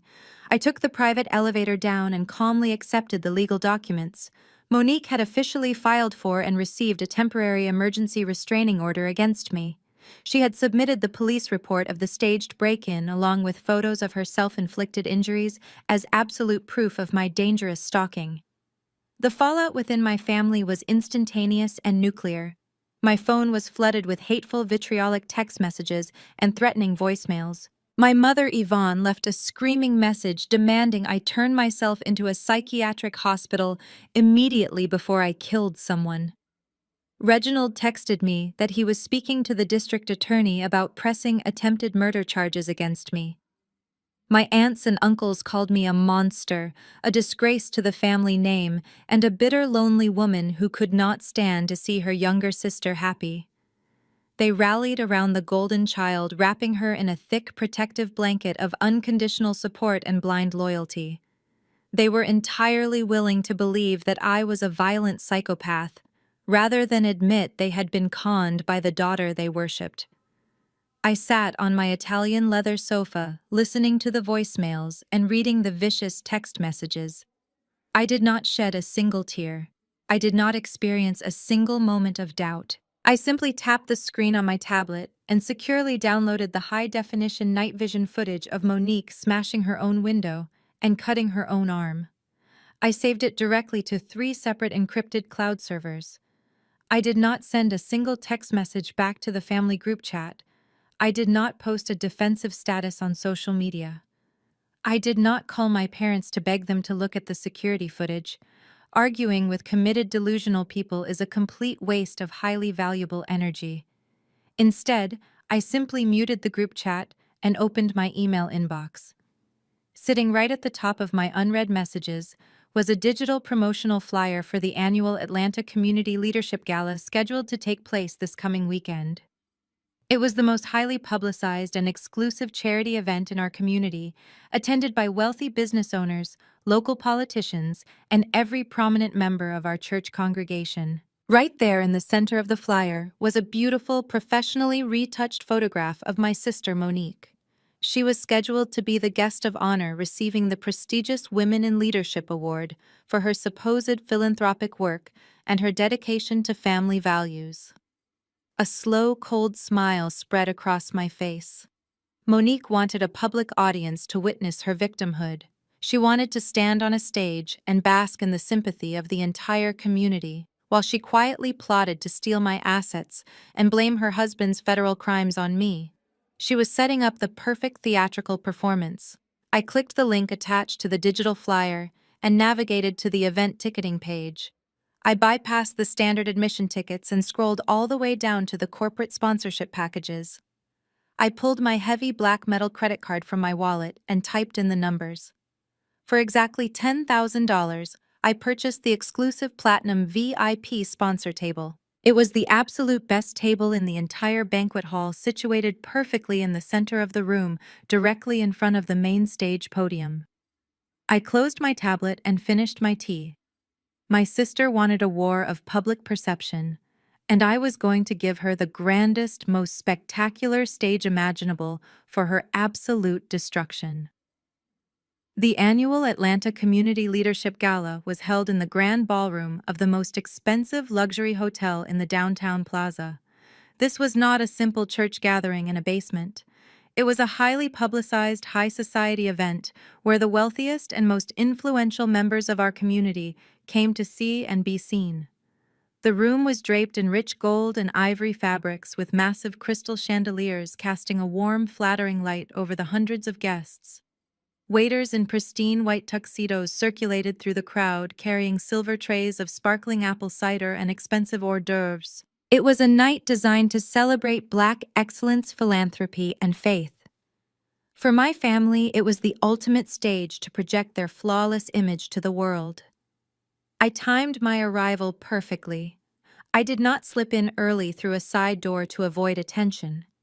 I walked through the main double doors of the ballroom exactly 30 minutes after the cocktail hour began, ensuring the room was completely full. I wore a custom-tailored emerald green silk gown that cascaded gracefully to the floor, paired with understated but incredibly expensive diamond earrings. My hair was styled in an elegant, flawless updo. I did not look like a deranged stalker who had recently suffered a psychotic break. I looked exactly like the highly successful private equity executive that I was. The moment I stepped onto the plush carpet, a wave of aggressive whispers rippled through the crowd near the entrance. I saw my aunts and uncles huddled together in their formal wear, their eyes widening in absolute shock as I walked past them. They had spent the last 3 days consuming Monique's fabricated horror stories about my supposed mental collapse. They expected me to be locked away in a psychiatric ward, not making a grand entrance at the most prestigious event of the year. I offered them a polite, tight-lipped smile and continued walking straight past them without breaking my stride. I handed my digital ticket to the head usher, standing at the edge of the dining floor. He scanned the barcode, his eyes widening slightly when he saw the tier level I had purchased. He immediately straightened his posture and escorted me past all the standard seating rows, walking me all the way to the very front of the room. The $10,000 investment for the Platinum sponsorship package guaranteed me the absolute best seat in the entire building. The usher pulled out a chair for me at a massive round table located directly center stage, a mere 15 feet away from the main podium. Sitting right in the middle of my table was a large gold-plated placard that read, "Zenith Financial Group Premier Sponsor." I sat down, crossed my legs, and casually picked up the crystal goblet of ice water in front of me. I looked over to the left side of the stage, where the VIP nominees were seated. My parents, Reginald and Yvonne, were sitting at a table reserved for the families of the honorees. Reginald was wearing his best tailored tuxedo, but his face instantly turned a dangerous shade of crimson the moment he locked eyes with me. Yvonne gripped her evening clutch so tightly her knuckles turned white. They were absolutely furious, but they were completely trapped by the strict rules of high society decorum. They could not scream at me or cause a scene in front of the mayor, the city council members, and the senior pastoral staff. They had to sit there and silently choke on their rage while I calmly sipped my water. Monique was seated at the head table on the elevated stage directly next to the senior pastor. She was wearing a stunning white designer dress, attempting to project an image of pure, innocent virtue. I noticed immediately that the chair next to her was completely empty. Trent was noticeably absent. He was likely still hiding out, avoiding federal agents, and terrified to show his face in public. Monique had undoubtedly spun a beautiful lie to the congregation, claiming her dedicated husband was away securing vital international funding for his technology startup. When Monique finally looked down from the stage and saw me sitting front and center at the premier sponsor table, her pristine facade cracked. Her jaw tightened, and her eyes darted nervously around the room. She realized instantly that the restraining order had not deterred me, and that my corporate influence easily overrode her localized church gossip. But she was trapped by her own ambition. She could not run off the stage, and she could not stop the ceremony. She had to sit there and endure my unblinking stare. The lights in the ballroom dimmed, signaling the beginning of the formal program. The senior pastor stepped up to the main microphone, his booming voice echoing through the state-of-the-art sound system. He welcomed the crowd, spoke about the importance of community leadership, and finally transitioned to the highlight of the evening. "Tonight we honor a woman who exemplifies the very best of our community," the pastor announced, gesturing warmly toward my sister. "A woman who, despite facing recent and severe personal trials within her own extended family, has remained a steadfast pillar of grace. She is a dedicated wife, a loving daughter, and a beacon of philanthropy. Thanks to the generous and ongoing support of the Reginald Washington family, we are proud to present the Women in Leadership Award to Mrs. Monique Washington." The ballroom erupted into loud, enthusiastic applause. Reginald puffed out his chest, clapping aggressively, while Yvonne beamed with toxic pride. Monique stood up, smoothing her white dress, and walked gracefully to the podium. She accepted the heavy crystal award from the pastor, posing for a dozen flashing cameras. She looked absolutely radiant, leaning into her carefully constructed role as the courageous victim. Monique adjusted the microphone and looked out over the crowd, intentionally avoiding my eyes. "Thank you, Pastor, and thank you to this beautiful congregation," she began, her voice trembling with perfectly rehearsed emotion. "This award means everything to me, especially right now. This past week has been the darkest period of my entire life. My family and I have been tested by forces of deep instability and malicious intent from someone very close to us." A collective sympathetic murmur swept through the room. My aunts and uncles nodded knowingly, glaring at the back of my head. Monique was utilizing her platform to publicly validate the smear campaign she had launched against me, painting herself as the righteous survivor of my supposed psychiatric violence. It is heartbreaking when someone you love loses their way and turns to jealousy and destruction. Monique continued, wiping a single calculated tear from her cheek. But through the unwavering support of my incredible parents and the deep love of my devoted husband Trent, who is working tirelessly across the country right now, I have found the strength to stand here tonight. We will not let darkness destroy our family. We will continue to walk in the light and lead with absolute integrity. She paused, taking a deep, shaky breath to let the heavy emotional weight of her words settle over the audience. The crowd was completely captivated, hanging on to every single syllable of her fraudulent victimhood. She was right at the precipice of her grand finale, preparing to ask the entire congregation to pray for my troubled soul. I placed my crystal goblet back onto the table. The time for silent observation was officially over. While the room remained completely hushed, completely enchanted by her performance, I smoothly reached into my emerald silk clutch and pulled out my smartphone. I did not need to hack into a highly secure network or bypass complex firewalls. The luxury hotel had proudly advertised their upgraded audio-visual capabilities on the event brochure. They were using an open commercial Bluetooth and wireless casting network to allow the guest speakers to seamlessly project their presentation slides onto the massive high-definition screens flanking both sides of the stage. I unlocked my phone and opened the network settings. The hotel projection system popped up immediately, labeled simply as Ballroom Main AV. I tapped the screen and connected my device to the central hub. I then opened my secure cloud drive and navigated to the high-definition night vision security file I had exported just a few hours prior. Just as Monique leaned back into the microphone to deliver her final tearful plea for sympathy, my thumb hovered directly over the screen, mirroring icon, ready to detonate the truth right in the middle of her perfect sanctuary. I did not just tap the screen mirroring icon. I wanted to ensure that every single person in this room walked away with a permanent high-definition copy of the absolute truth. I opened the sharing settings on my phone and activated the mass airdrop feature, targeting every single open and available device within a 200-foot radius.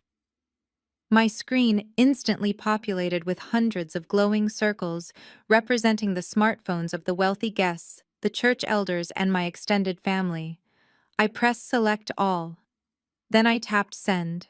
Simultaneously, I authorized the video file to override the hotel ballroom projection network. The timing was so completely perfect, it felt orchestrated by the universe itself. Monique had just finished her tearful plea for sympathy, wiping her dry eyes, and waiting for the congregation to offer their applause. But instead of clapping, a sudden chaotic symphony of digital notification chimes rang out across the massive banquet hall.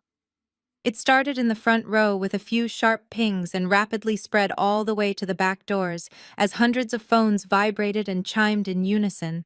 Before anyone could even look down at their screens, the massive high-definition monitors flanking both sides of the main stage flickered. The elegant presentation slide bearing Monique's name and her polished portrait vanished completely. It was instantly replaced by the dimly lit security footage from my underground parking garage. The state-of-the-art sound system that had just amplified Monique's sweet victim narrative now boomed with the panicked, desperate voice of her husband Trent. "It was not my idea," Trent's voice screamed, echoing violently off the crystal chandeliers and the gold-draped walls. "I did not do this alone, Zuri. Please, you have to believe me." The entire ballroom gasped collectively. The sheer contrast between the elegant setting of the gala and the gritty, pathetic reality of the parking garage confession was incredibly jarring. Hundreds of heads snapped up to look at the massive screens. Others stared down at their phones, watching the exact same high-quality video playing directly in their hands. It was Monique Trent cried out from the speakers, his face slick with sweat and his eyes wide with terror. "It was your sister. She is the one who gave me access. She is the mastermind." I sat perfectly still at my platinum sponsor table, sipping my ice water and watching the absolute destruction of my sister's perfectly curated life. The audio was crystal clear, capturing every single pathetic detail of their federal wire fraud. Trent explained to the entire congregation how Monique had stolen Reginald's master passwords during Thanksgiving.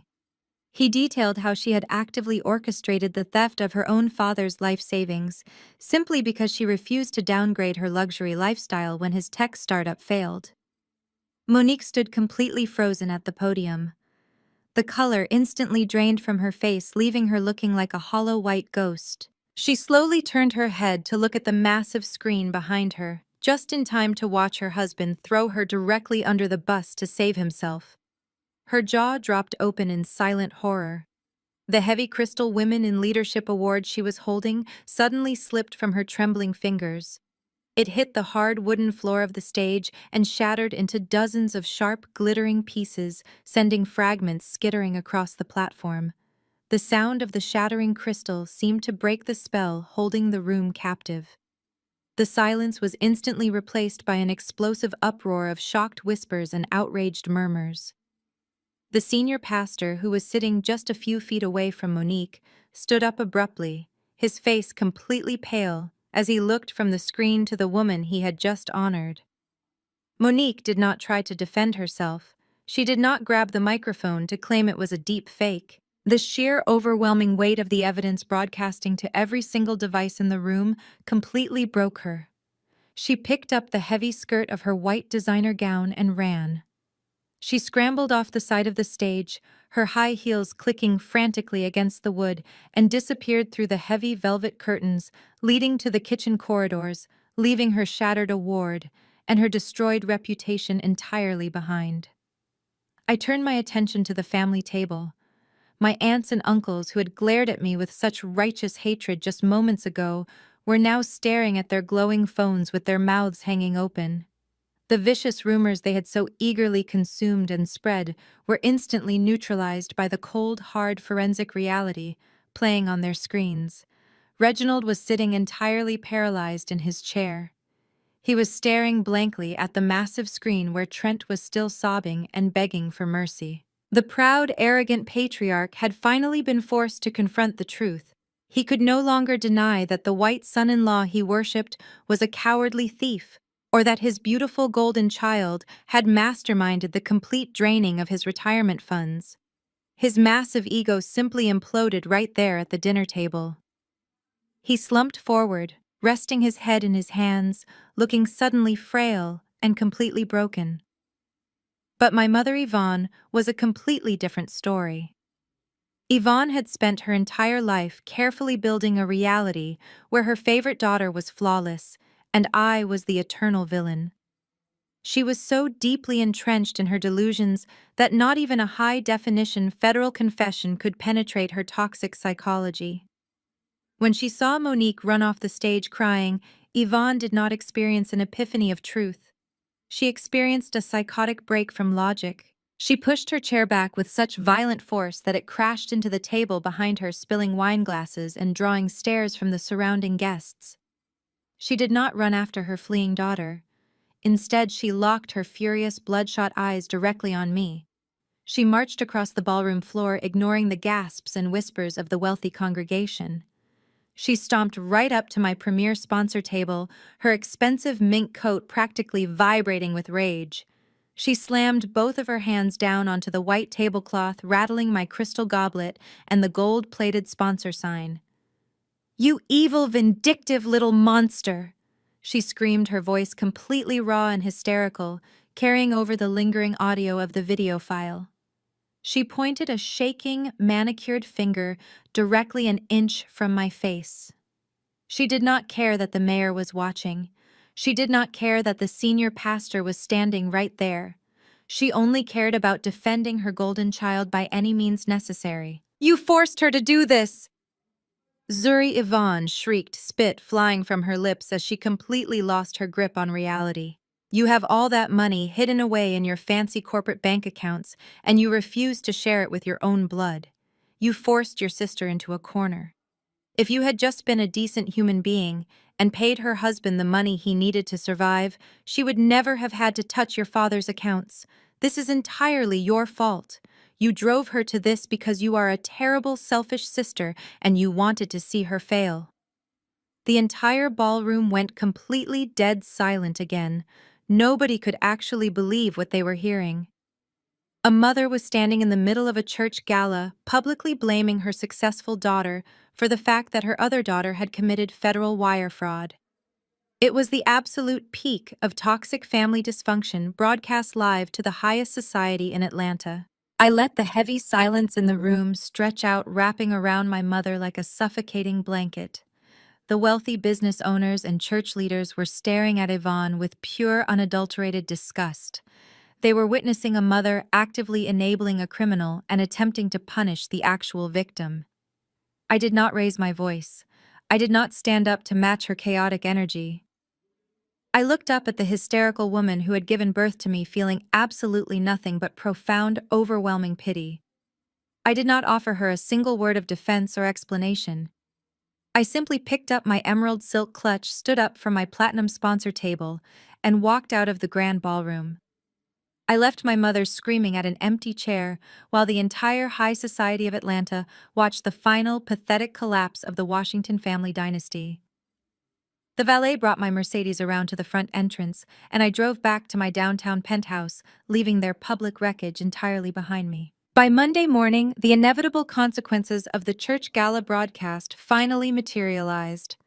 The white-collar crime division of the Federal Bureau of Investigation did not ignore a mass-distributed high-definition confession.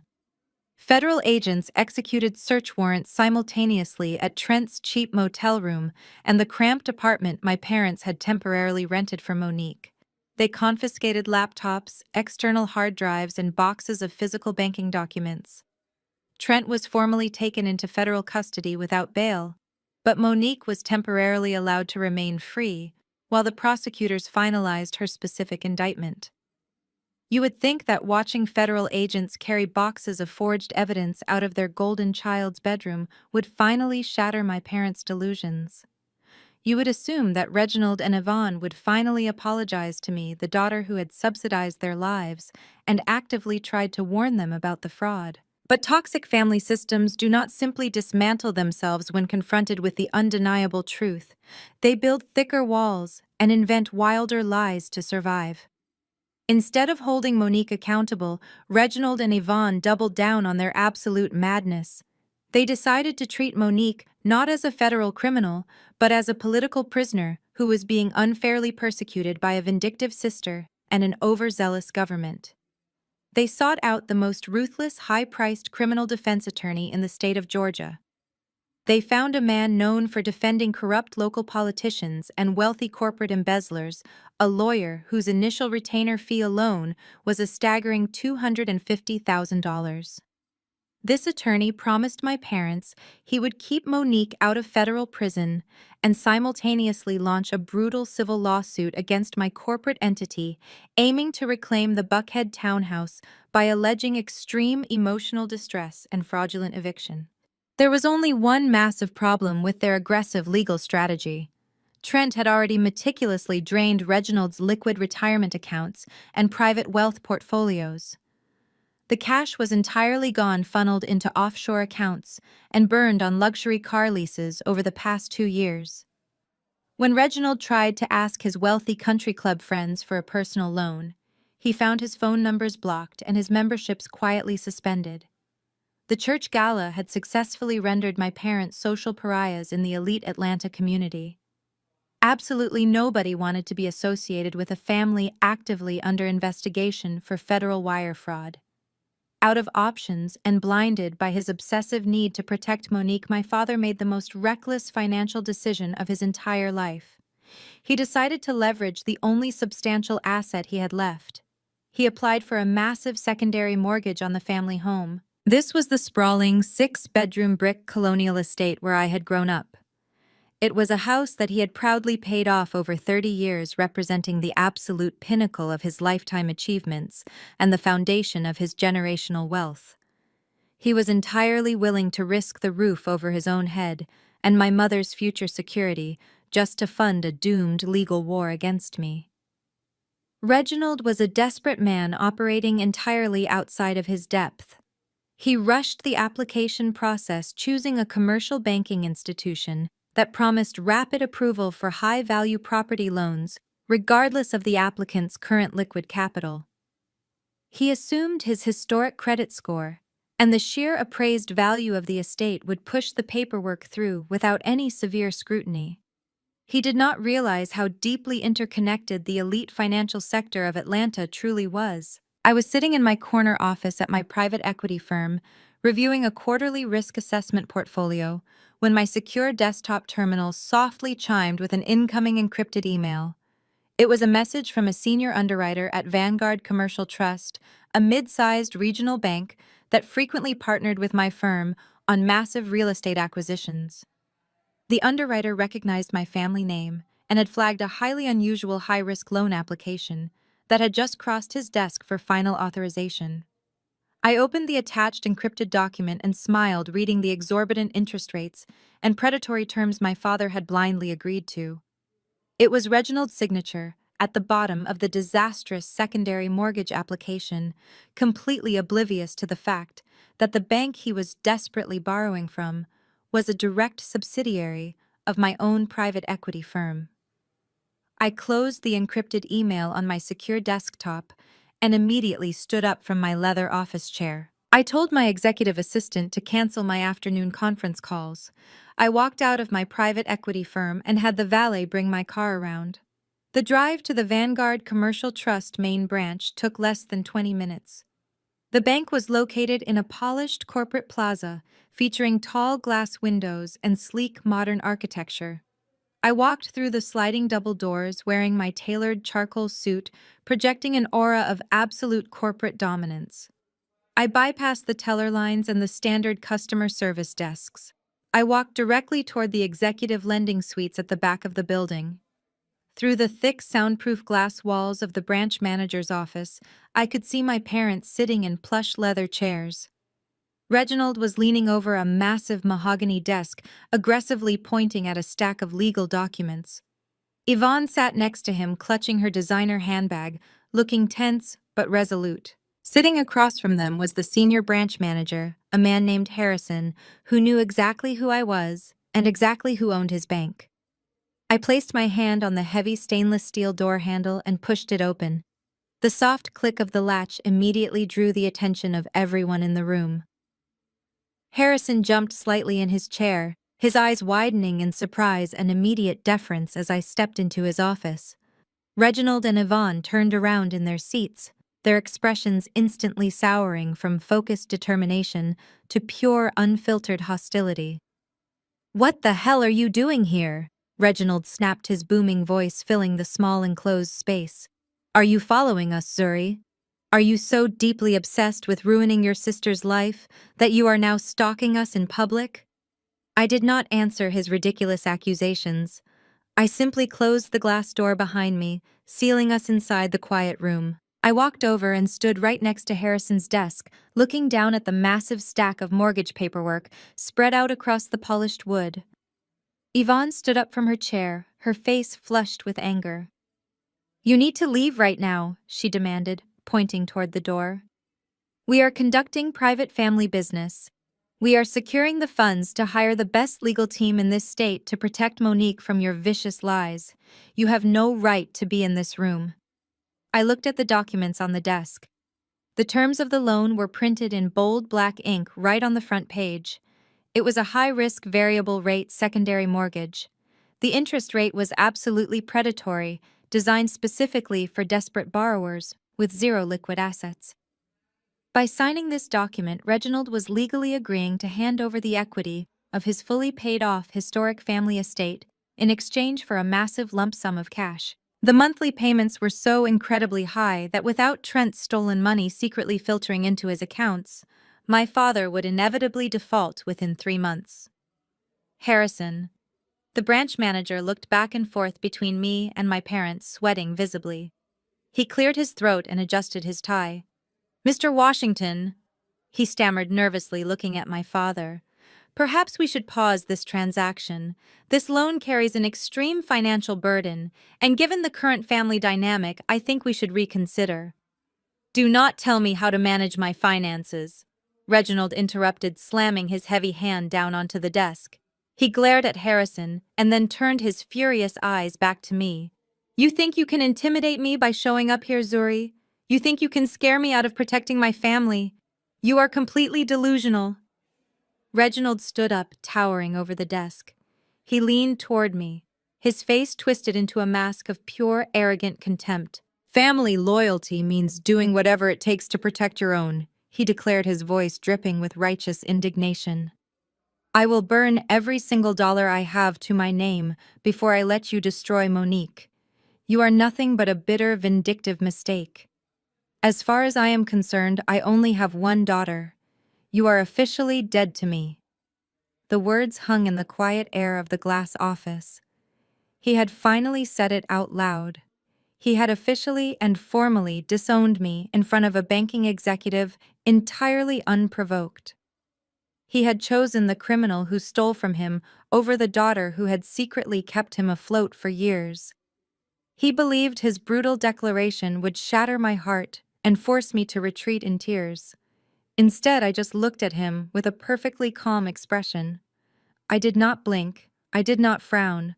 I simply gestured toward the expensive silver pen resting on the desk right next to the signature line of the final contract. "Then you should probably sign the paperwork, Dad," I suggested, my voice completely devoid of any emotion. "Monique is going to need that retainer fee by the end of the week if she wants to avoid federal prison." Reginald let out a harsh, triumphant laugh. He genuinely believed my calm demeanor was a mask for profound defeat. He thought my suggestion to sign the paper was me waving the white flag, recognizing that his superior will had finally crushed my resistance. He thought he had brilliantly outmaneuvered me, using his financial leverage to secure his golden child's freedom. He snatched the silver pen from the desk, holding it like a weapon. He glared at me one last time, a smug, arrogant smirk spreading across his face. "Watch me," he sneered. He leaned over the mahogany desk and pressed the pen to the paper. He aggressively signed his name on the dotted line of the primary contract, his sweeping signature legally binding him to the disastrous financial terms. He flipped to the next page and signed again. He flipped to the third page and signed a final time. He capped the pen and tossed it onto the desk with a loud, satisfying click. He stood back, crossing his arms over his chest, radiating the false confidence of a man who just enthusiastically locked the door to his own prison cell. I stood perfectly still, watching the dark blue ink slowly dry on the crisp white paper. The irreversible legal threshold had just been crossed. He had just signed away the generational wealth of the Washington family out of sheer blind pride. When the ink was completely dry, I slowly lifted my gaze from the documents. I turned to look directly at Harrison, the nervous branch manager who was still gripping the edge of his desk. I offered him a sharp, approving smile and gave him a single deliberate nod of approval. Harrison let out a long breath he seemed to have been holding for the entire meeting. He reached across the mahogany desk and pulled the signed contracts toward him, carefully placing them into a secure leather folder. He did not congratulate my father. He did not offer a warm handshake to welcome him to the Vanguard banking family. He simply looked down at his desk, unable to meet Reginald's eyes. Reginald noticed the strange behavior immediately. His smug smile faltered slightly, and he looked between Harrison and me with a sudden flash of uncertainty. "What is the matter with you, Harrison?" he barked, adjusting his suit jacket. The paperwork is signed. I expect those funds to be wired into my primary checking account by the end of the business day. We have a highly expensive defense attorney waiting for his retainer. I stepped away from the desk and walked slowly toward the floor to ceiling glass windows looking out at the busy Atlanta financial district. You will have your money by 5 o'clock this evening, Dad, I said, my voice calm and perfectly steady. Harrison is exceptionally efficient at his job. He has to be. I evaluate his performance reviews every single quarter. The silence that fell over the room was so absolute, it felt like the air had been violently sucked out of the space. Reginald froze, his hands hovering awkwardly over the arms of his leather chair. Yvonne stopped rummaging through her designer purse and looked up. Her brow furrowed in deep confusion. "What are you talking about?" Reginald demanded, his booming voice suddenly reduced to a cautious, raspy whisper. "You do not work here." I turned away from the window and looked my father directly in the eye. "I do not work at a branch level, Dad," I corrected him, offering a smile that did not reach my eyes. 2 years ago, my private equity firm, Zenith Financial Group, aggressively expanded our regional portfolio. We acquired a controlling interest in Vanguard Commercial Trust. I am the majority stakeholder and the senior executive director of the parent company that entirely owns this bank. Reginald stared at me. The color drained from his face at a terrifying speed, leaving his skin a sickly ashen gray. His eyes darted to the leather folder on the desk, containing his freshly signed contracts, and then back to me. The catastrophic reality of what he had just done began to crash over him in massive, suffocating waves. "Harrison flagged your loan application the moment it entered the system," I explained, stepping back toward the desk. "Your liquid assets are entirely gone thanks to Trent. Your credit utilization is completely maxed out. Under normal banking regulations, you would have been instantly denied for a loan of this magnitude. But as the majority stakeholder, I personally authorized the executive override to approve your application this morning. I made sure they rushed the paperwork so you could sign it today." Yvonne let out a sharp, horrified gasp. She reached across the desk, desperately trying to grab the leather folder, but Harrison swiftly pulled it out of her reach and locked it inside his top drawer. "You just legally bound yourself to an astronomical variable interest rate," I told my father, my voice dropping to a cold, merciless register. "I know exactly how much money you have left because I am the one who is secretly paying your bills. Without my hidden subsidies and without Trent actively stealing from your retirement accounts, you have absolutely zero financial safety nets remaining. You will drain this new cash injection within a week just to pay Monique's defense attorney." I leaned slightly over the desk, bringing my face closer to his. "You will default on this loan within 90 days, I promised him. And when you do, my firm will legally foreclose on the historic Washington family estate. You arrogantly told me that family loyalty means doing whatever it takes, and you swore you would burn every dollar to your name to fight me. I just handed you the match. You dug your own financial grave today. Dad and I am the one holding the shovel." Reginald could not speak. He could not yell or threaten or intimidate me. He just sat there, breathing heavily, a completely broken man who had just willingly signed away his entire legacy out of pure toxic spite. I did not wait for him to find his voice. I picked up my briefcase, gave Harrison a brief nod, and walked out of the glass office, leaving my parents drowning in the absolute ruin of their own making. By nightfall, the devastating news of the catastrophic loan terms had circulated. Reginald had called Monique in a state of absolute panic, explaining that the money they secured was tied to a predatory contract that would inevitably cost them the family home. He told her the funds were strictly earmarked for her criminal defense attorney, and that they had absolutely nothing left to spare for Trent's legal troubles. Trent was still hiding in a cheap motel on the outskirts of Atlanta, constantly peering through the dirty blinds and waiting for the federal agents to kick his door down. Monique called him hysterically, screaming about my trap and demanding he find a way to fix the disaster he had started. But Trent was not listening to her demands. He was listening to the terrifying reality of his own situation. He realized in that exact moment that the wealthy, powerful family he had leeched off for years was completely bankrupt.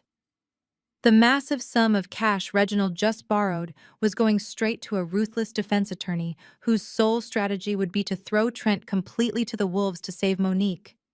Trent had zero financial backing. He had zero allies. He knew the FBI had already frozen his personal accounts and that federal indictments were just days away from being unsealed. Trent was a coward to his absolute core. When the illusion of his privilege was entirely stripped away, he did exactly what cowards always do. He ran. At 2 o'clock in the morning, Trent packed his few remaining expensive clothes into a canvas duffel bag.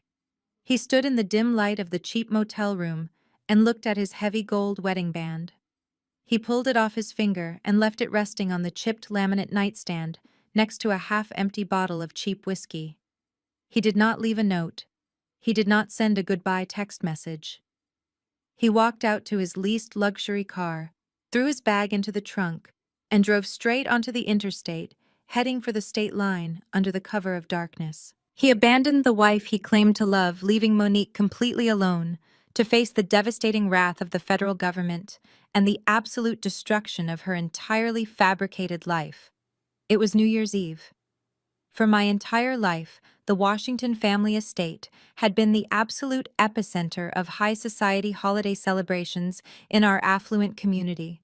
I remembered the massive catered parties from my childhood, the live jazz bands playing in the grand foyer, the endless bottles of imported vintage champagne, and the driveway packed with luxury vehicles. My parents used this specific night every single year to aggressively display their wealth and their supreme social dominance to the entire neighborhood. But as I pulled my Mercedes G-Wagon up to the familiar wrought iron gates that night, the absolute devastation of my father's financial choices was glaringly obvious. The massive iron gates were left completely wide open because the electronic security motor had finally broken and they simply could not afford the repair bill. The sprawling manicured lawns were covered in a thick layer of unraked winter-dead leaves. Only 2 cars were parked in the massive circular driveway belonging to the very few extended family members who had not yet completely abandoned them to the federal authorities. The physical decay of the property perfectly mirrored the absolute collapse of their fraudulent empire. I parked my vehicle and walked up the long brick pathway to the front entrance. I did not knock, and I did not ring the doorbell. I still possessed the heavy brass key I was given when I was a teenager.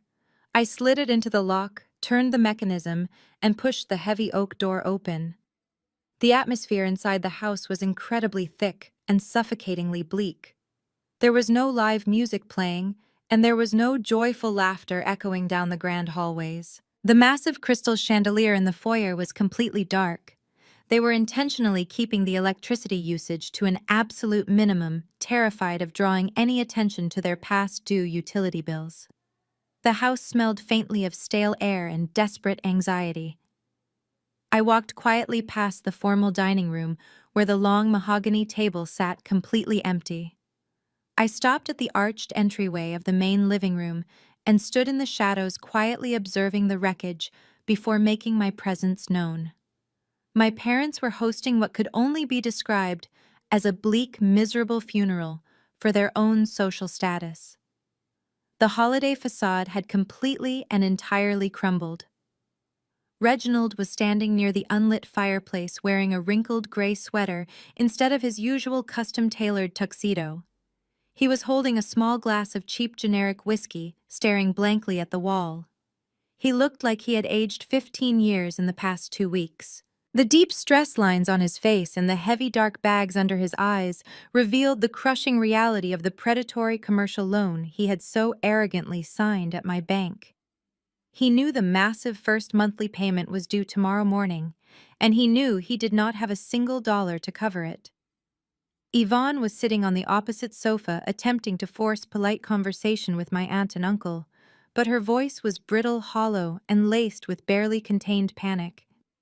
She was serving cheap store-bought appetizers on disposable paper plates, a truly tragic and humiliating downgrade from the silver platters and private chefs she used to employ. They were both trapped in a financial nightmare they had actively chosen. And then there was Monique, The beautiful golden child who had masterminded a massive federal wire fraud was curled up in a corner armchair looking absolutely destroyed.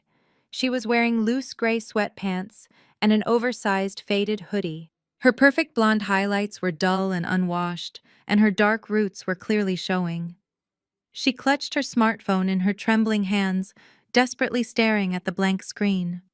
She was waiting for a text message from Trent, who had vanished completely into the wind, abandoning her to face the full wrath of the United States government entirely alone. She was also terrifiedly waiting for a phone call from her expensive defense attorney, who was currently trying to negotiate a desperate plea deal with the federal prosecutors to keep her out of a maximum security penitentiary. She looked pathetic, completely stripped of the arrogant entitlement and the vicious cruelty she had wielded against me on Christmas Eve. The shiny veneer of her perfect marriage and her massive wealth had been violently peeled away, leaving nothing but a terrified criminal waiting to be indicted. I finally stepped fully out of the shadows and walked into the sunken living room. My designer heels clicked loudly and rhythmically against the polished hardwood floor, cutting sharply through the quiet, miserable murmurs of the room. I was wearing a breathtaking, custom-tailored black velvet evening gown that swept elegantly across the floor. My hair was flawlessly styled, and I wore a single string of authentic pearls around my neck. I was the absolute picture of success, power, and unbothered peace. I was the walking embodiment of the financial empire they had tried and completely failed to steal. The room went completely dead silent. The conversation instantly stopped. My aunt and uncle froze mid-sentence, their eyes widening in sheer terror as they looked at me. Yvonne dropped a paper plate of crackers onto the glass coffee table, her mouth falling wide open in absolute shock. Reginald slowly turned his head away from the fireplace, the cheap whiskey sloshing over the rim of his glass and spilling onto his wrinkled sweater. He looked at me as if I were a ghost haunting the very house he was about to lose. Monique looked up from her phone, her bloodshot eyes filling with instant visceral panic. She physically shrank back into her armchair, pulling her knees tightly to her chest and pressing her back against the cushions, as if trying to make herself completely invisible to me. They expected me to gloat. They expected me to walk into the room screaming and laughing at their misery. They assumed I would hurl insults, demand apologies, and aggressively rub their absolute failure in their faces. Because that is exactly what they would have done to me. But I did not raise my voice. I did not show a single ounce of anger or vindictive joy. I simply stood there radiating an absolute terrifying calm. I was a professional forensic accountant examining a finalized balance sheet. The emotional ledger of my entire life was finally perfectly balanced, and the debts were officially being called in. Nobody dared to speak. The heavy, suffocating silence stretched on for what felt like an eternity, filling the bleak room with unbearable tension. I did not wait for an invitation to sit down, and I did not offer a polite holiday greeting to the family members who had relentlessly slandered my name just a few days prior. I kept my eyes locked directly on my father as I walked slowly and deliberately across the living room carpet. I walked right past my mother, completely ignoring her shocked stare. I ignored the terrified, pathetic whimpers coming from my sister in the corner chair. I walked straight over to the large brick fireplace mantel. I calmly opened the gold clasp of my designer black clutch and reached my hand inside. I pulled out 3 thick, securely sealed white envelopes. I held the 3 pristine white envelopes in my hand. The crisp, thick paper was stark against the rich black velvet of my gown. The only ambient sound in the suffocating room was the low, cheerful voice of a television broadcaster coming from the massive flat screen in the corner, happily recapping the global events of the past 12 months. I did not rush this moment.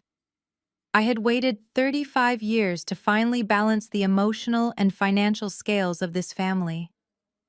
I walked slowly over to the corner armchair, where my sister was desperately trying to make herself invisible.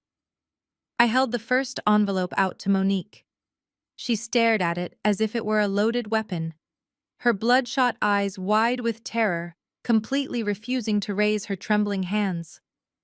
I simply let it drop onto her lap. Trent used the Buckhead townhouse as his primary mailing address when he fled the state. I explained, my voice cutting cleanly through the heavy, miserable silence.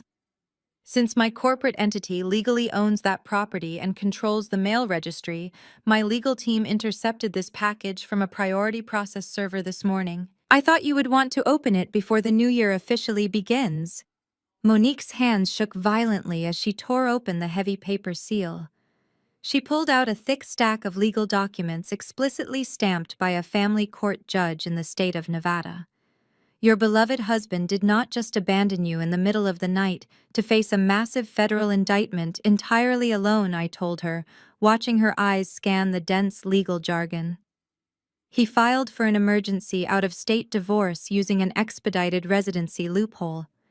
And because you are the one who actively stole the master passwords and handed the funds directly to him, his highly expensive defense lawyers are legally arguing that you are the sole architect of the entire financial fraud. Monique gasped, her chest heaving as she flipped to the second page of the filing. He is petitioning the court to saddle you with every single dollar of his massive corporate debt, I continued relentlessly. He is legally claiming that you opened the credit lines for your diamond jewelry and luxury bags without his knowledge. He is completely shielding whatever stolen cash he has left in his offshore accounts and dumping all the marital liability directly onto your shoulders. He is leaving you with the FBI, the massive debt, and absolutely nothing else. Monique let out a sound that was less of a cry and more of a dying guttural gasp. The absolute last shred of her perfect illusion shattered into dust right there in the armchair. She dropped the divorce papers onto the floor and buried her face in her hands, sobbing with a deep, agonizing despair that finally matched the profound ugliness of her soul. I did not offer her a tissue. I did not offer her sympathy. I turned away from the weeping golden child and walked toward the brick fireplace where my father stood entirely paralyzed. I held up the second envelope. Reginald looked at it, his jaw clenching so tightly I could see the muscle twitching in his cheek, but he did not reach for it. I placed it gently onto the wooden mantel right next to his glass of cheap whiskey. When the federal authorities raided Trent and Monique's properties, they officially froze every single bank account associated with the Washington family name, including your primary checking account. I informed him, speaking slowly and deliberately, so he could absorb the magnitude of his ruin. When a bank account is federally frozen pending a wire fraud investigation, all automatic transfers immediately bounce, including the massive exorbitant first payment for the predatory secondary mortgage you so proudly signed at my bank. Reginald closed his eyes, his chest rising and falling in rapid, shallow breaths. He knew exactly how commercial banking contracts worked, and he knew exactly what was coming next. You triggered the immediate default clause buried in the very contract you arrogantly refused to read, I continued. The document inside that envelope is the official irreversible notice of foreclosure from Vanguard Commercial Trust. Furthermore, due to the active federal investigation attached to your name, the bank's risk department called the note due in full. There is no grace period. There is no refinancing option. My private equity firm now owns the absolute deed to this estate. You have exactly 30 days to pack up whatever cheap appetizers and wrinkled sweaters you have left and permanently vacate my property. Reginald's hand shook so violently that he knocked over his whiskey glass. The amber liquid spilled across the polished wood mantel and dripped onto the brick hearth, but he did not even try to clean it up. He looked around the grand living room, staring at the expensive art he could no longer sell and the legacy he had completely lost. He was entirely broken, a hollow, pathetic shell of the arrogant patriarch who had screamed at me just days ago. I turned to face my mother, who was still sitting rigidly on the sofa, clutching her chest as if she were having a massive heart attack. I held up the third and final envelope. "And this one is for you, Yvonne," I said, tossing it onto the glass coffee table right next to her plate of stale crackers. It contains a permanent, legally binding cease and desist order drafted by my corporate attorneys. It strictly prohibits you, Reginald and Monique, from ever contacting me, approaching my residence, or attempting to communicate with my firm. Given your recent history of faking violent break-ins and screaming at me in public galas, a judge signed it this afternoon. If any of you violate it, I will have you arrested. I took a step back, standing in the absolute center of the ruined living room. I looked at the three of them. The family that had spent my entire life trying to make me feel small, unworthy, and invisible was now completely crushed beneath the weight of their own toxic choices. I had not destroyed them. I had simply held up a mirror and let their own actions reflect back onto them with devastating, inescapable financial consequences. You texted me on Christmas Eve to thank me for existing, I said, my voice echoing with a chilling final authority. You told me you were grateful for my money and my silent labor, but you explicitly told me not to come back because I did not fit your perfect wealthy aesthetic. You wanted all the benefits of my resources without having to actually acknowledge my humanity. I let my gaze sweep over the crying sister, the bankrupted father, and the utterly humiliated mother. This was the absolute pinnacle of my revenge, delivered with surgical precision. Consider this my final holiday gift. To all of you, I declared, delivering the final blow. I am taking the Buckhead townhouse. I am taking the entire equity in this historic family estate. I am legally severing every single tie to the Washington name. I am leaving you with exactly what you asked for on Christmas Eve. A life completely and entirely free of my presence. Behind them, the television broadcast suddenly grew louder as the cheering crowd in Times Square prepared for the final moments of the year. The bright flashing graphics on the screen began the iconic countdown, echoing loudly in the silent, devastated room. 10, 9, 8. I did not wait for them to respond. There was absolutely nothing left for them to say, and nothing left for me to hear. 7, 6, 5. I turned on my heel, the heavy velvet skirt of my gown swirling elegantly around my legs. I walked out of the sunken living room, leaving them drowning in their own tears, and strode straight down the grand foyer. 4, 3, 2. I stepped out into the freezing winter night, the crisp air filling my lungs with an incredible sense of absolute freedom. I grabbed the heavy brass handle of the massive oak front door. 1. Happy New Year. I pulled the door closed behind me, letting it slam shut with a loud, echoing finality, just as the explosive cheering erupted from the television screen inside. The heavy lock clicked securely into place, trapping them forever inside the burning wreckage of their own making, while I walked down the driveway toward my magnificent, unburdened future. 6 months have passed since I walked out of that freezing house on New Year's Eve. I am no longer surrounded by the suffocating darkness of Atlanta or the bitter cold of my family's toxic expectations. Instead, I am sitting on the expansive sun-drenched balcony of my newest real estate acquisition, a breathtaking modern beachfront property in Malibu, Los Angeles. The warm California breeze carries the gentle scent of salt water and blooming jasmine, entirely replacing the stale air of the life I left behind. I take a slow, deliberate sip of my iced matcha latte, savoring the absolute quiet of my morning routine. The only sound is the rhythmic crashing of the ocean waves against the pristine white sand directly below my deck.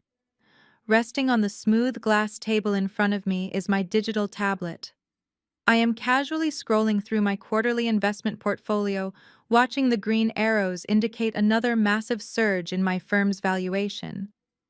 I have officially expanded my private equity operations to the West Coast, and business has never been more lucrative. As a forensic accountant, I have always understood that numbers tell the absolute truth. The ledger of my life is finally perfectly balanced. The contrast between my current reality and the total wreckage I engineered for my abusers is staggering. I rarely think about my biological family anymore, but occasionally, my legal team sends me mandatory executive updates regarding the final liquidation of my former assets in Georgia. Reginald and Yvonne did not magically recover from the massive financial trap they arrogantly set for themselves. True to my promise, my firm initiated the aggressive foreclosure process on the exact day their catastrophic secondary mortgage went into default. They were legally evicted from the sprawling 6-bedroom brick colonial estate they had proudly lorded over the neighborhood for 30 years.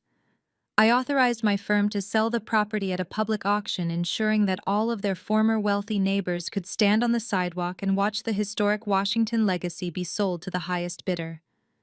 Without Trent's stolen funds, and without my secret financial subsidies keeping them afloat, they had absolutely nothing to fall back on. Today, my parents are leasing a cramped, dark one-bedroom apartment in a highly undesirable neighborhood on the outskirts of the city. Their exclusive country club memberships were permanently revoked due to unpaid dues and moral clause violations. Their wealthy, influential friends entirely abandoned them after the church gala humiliation, refusing to associate with a family actively tied to a massive federal investigation. The elite social status they worshipped above their own daughter has been completely and permanently eradicated. I am told they spend their days bitterly arguing in their tiny living room, completely shattered by the reality they chose. Trent did not escape the consequences of his incredible arrogance either. His pathetic, cowardly attempt to flee the state in the middle of the night ended exactly as a financial investigator would expect. He did not even make it out of the country. Federal agents flagged his passport and his remaining credit cards the moment the criminal indictments were officially unsealed by the district attorney. He was violently apprehended by armed authorities at an international airport while desperately trying to board a one-way flight to a non-extradition country in South America. He was tackled to the polished floor of the terminal in front of hundreds of onlookers, his expensive luggage spilling open as they locked the steel handcuffs around his wrists. He is currently sitting in a federal holding facility awaiting a massive, highly publicized trial for wire fraud, identity theft, and corporate embezzlement. The polished, progressive facade he wore to impress my father has been permanently replaced by a bright orange prison jumpsuit. And then there is Monique, the beautiful golden child who honestly believed she was completely untouchable. Trent's emergency divorce filing and his attempt to saddle her with his corporate debt ultimately failed in family court, but the federal prosecutors were incredibly thorough. They used the high-definition security footage of Trent's parking garage confession to leverage a brutal, uncompromising plea deal against her. Monique managed to narrowly avoid a maximum security federal prison sentence, but the judge showed absolutely no mercy regarding the stolen funds she helped orchestrate. She was ordered to pay back hundreds of thousands of dollars in mandatory court restitution. The woman who once kicked me out of my own townhouse to preserve her luxury holiday aesthetic is now working a minimum-wage retail job at a local suburban shopping mall. She spends her long, grueling days folding clothes under harsh fluorescent lights and dealing with difficult, entitled customers who treat her exactly how she used to treat me. She is forced to surrender almost every single paycheck to the government just to avoid being incarcerated. Her designer wardrobe, her flawless socialite image, and her arrogant pride are entirely gone. She is experiencing the exact brutal reality of the working-class life she always mocked. I lock the screen of my tablet and set it aside entirely finished, reviewing the past. I hear the sound of joyful, genuine laughter coming from inside my beautiful beachfront home. A few of my closest friends, my true chosen family, are currently in my massive kitchen, preparing a weekend brunch. They are successful, brilliant, independent women who value me for my character, my loyalty, and my intellect, not for the balance of my checking account or what I can do for them. We support each other without toxic conditions, without manipulative guilt trips, and without the heavy burden of manufactured family drama. I lean back in my comfortable lounge chair and look out at the endless expanse of the sparkling blue ocean. I have learned the hardest lesson a person can ever learn. True wealth is not simply defined by real estate portfolios, massive corporate acquisitions, or designer clothes. True wealth is the absolute, unshakable power to walk away from toxic bloodlines without ever looking back. It is the profound ability to recognize your own infinite value and violently reject anyone who tries to make you feel small. Have you ever had to evict toxic family members from your life? Tell me how you protected your peace in the comments. Subscribe for more stories, And remember, never set yourself on fire to keep someone else warm.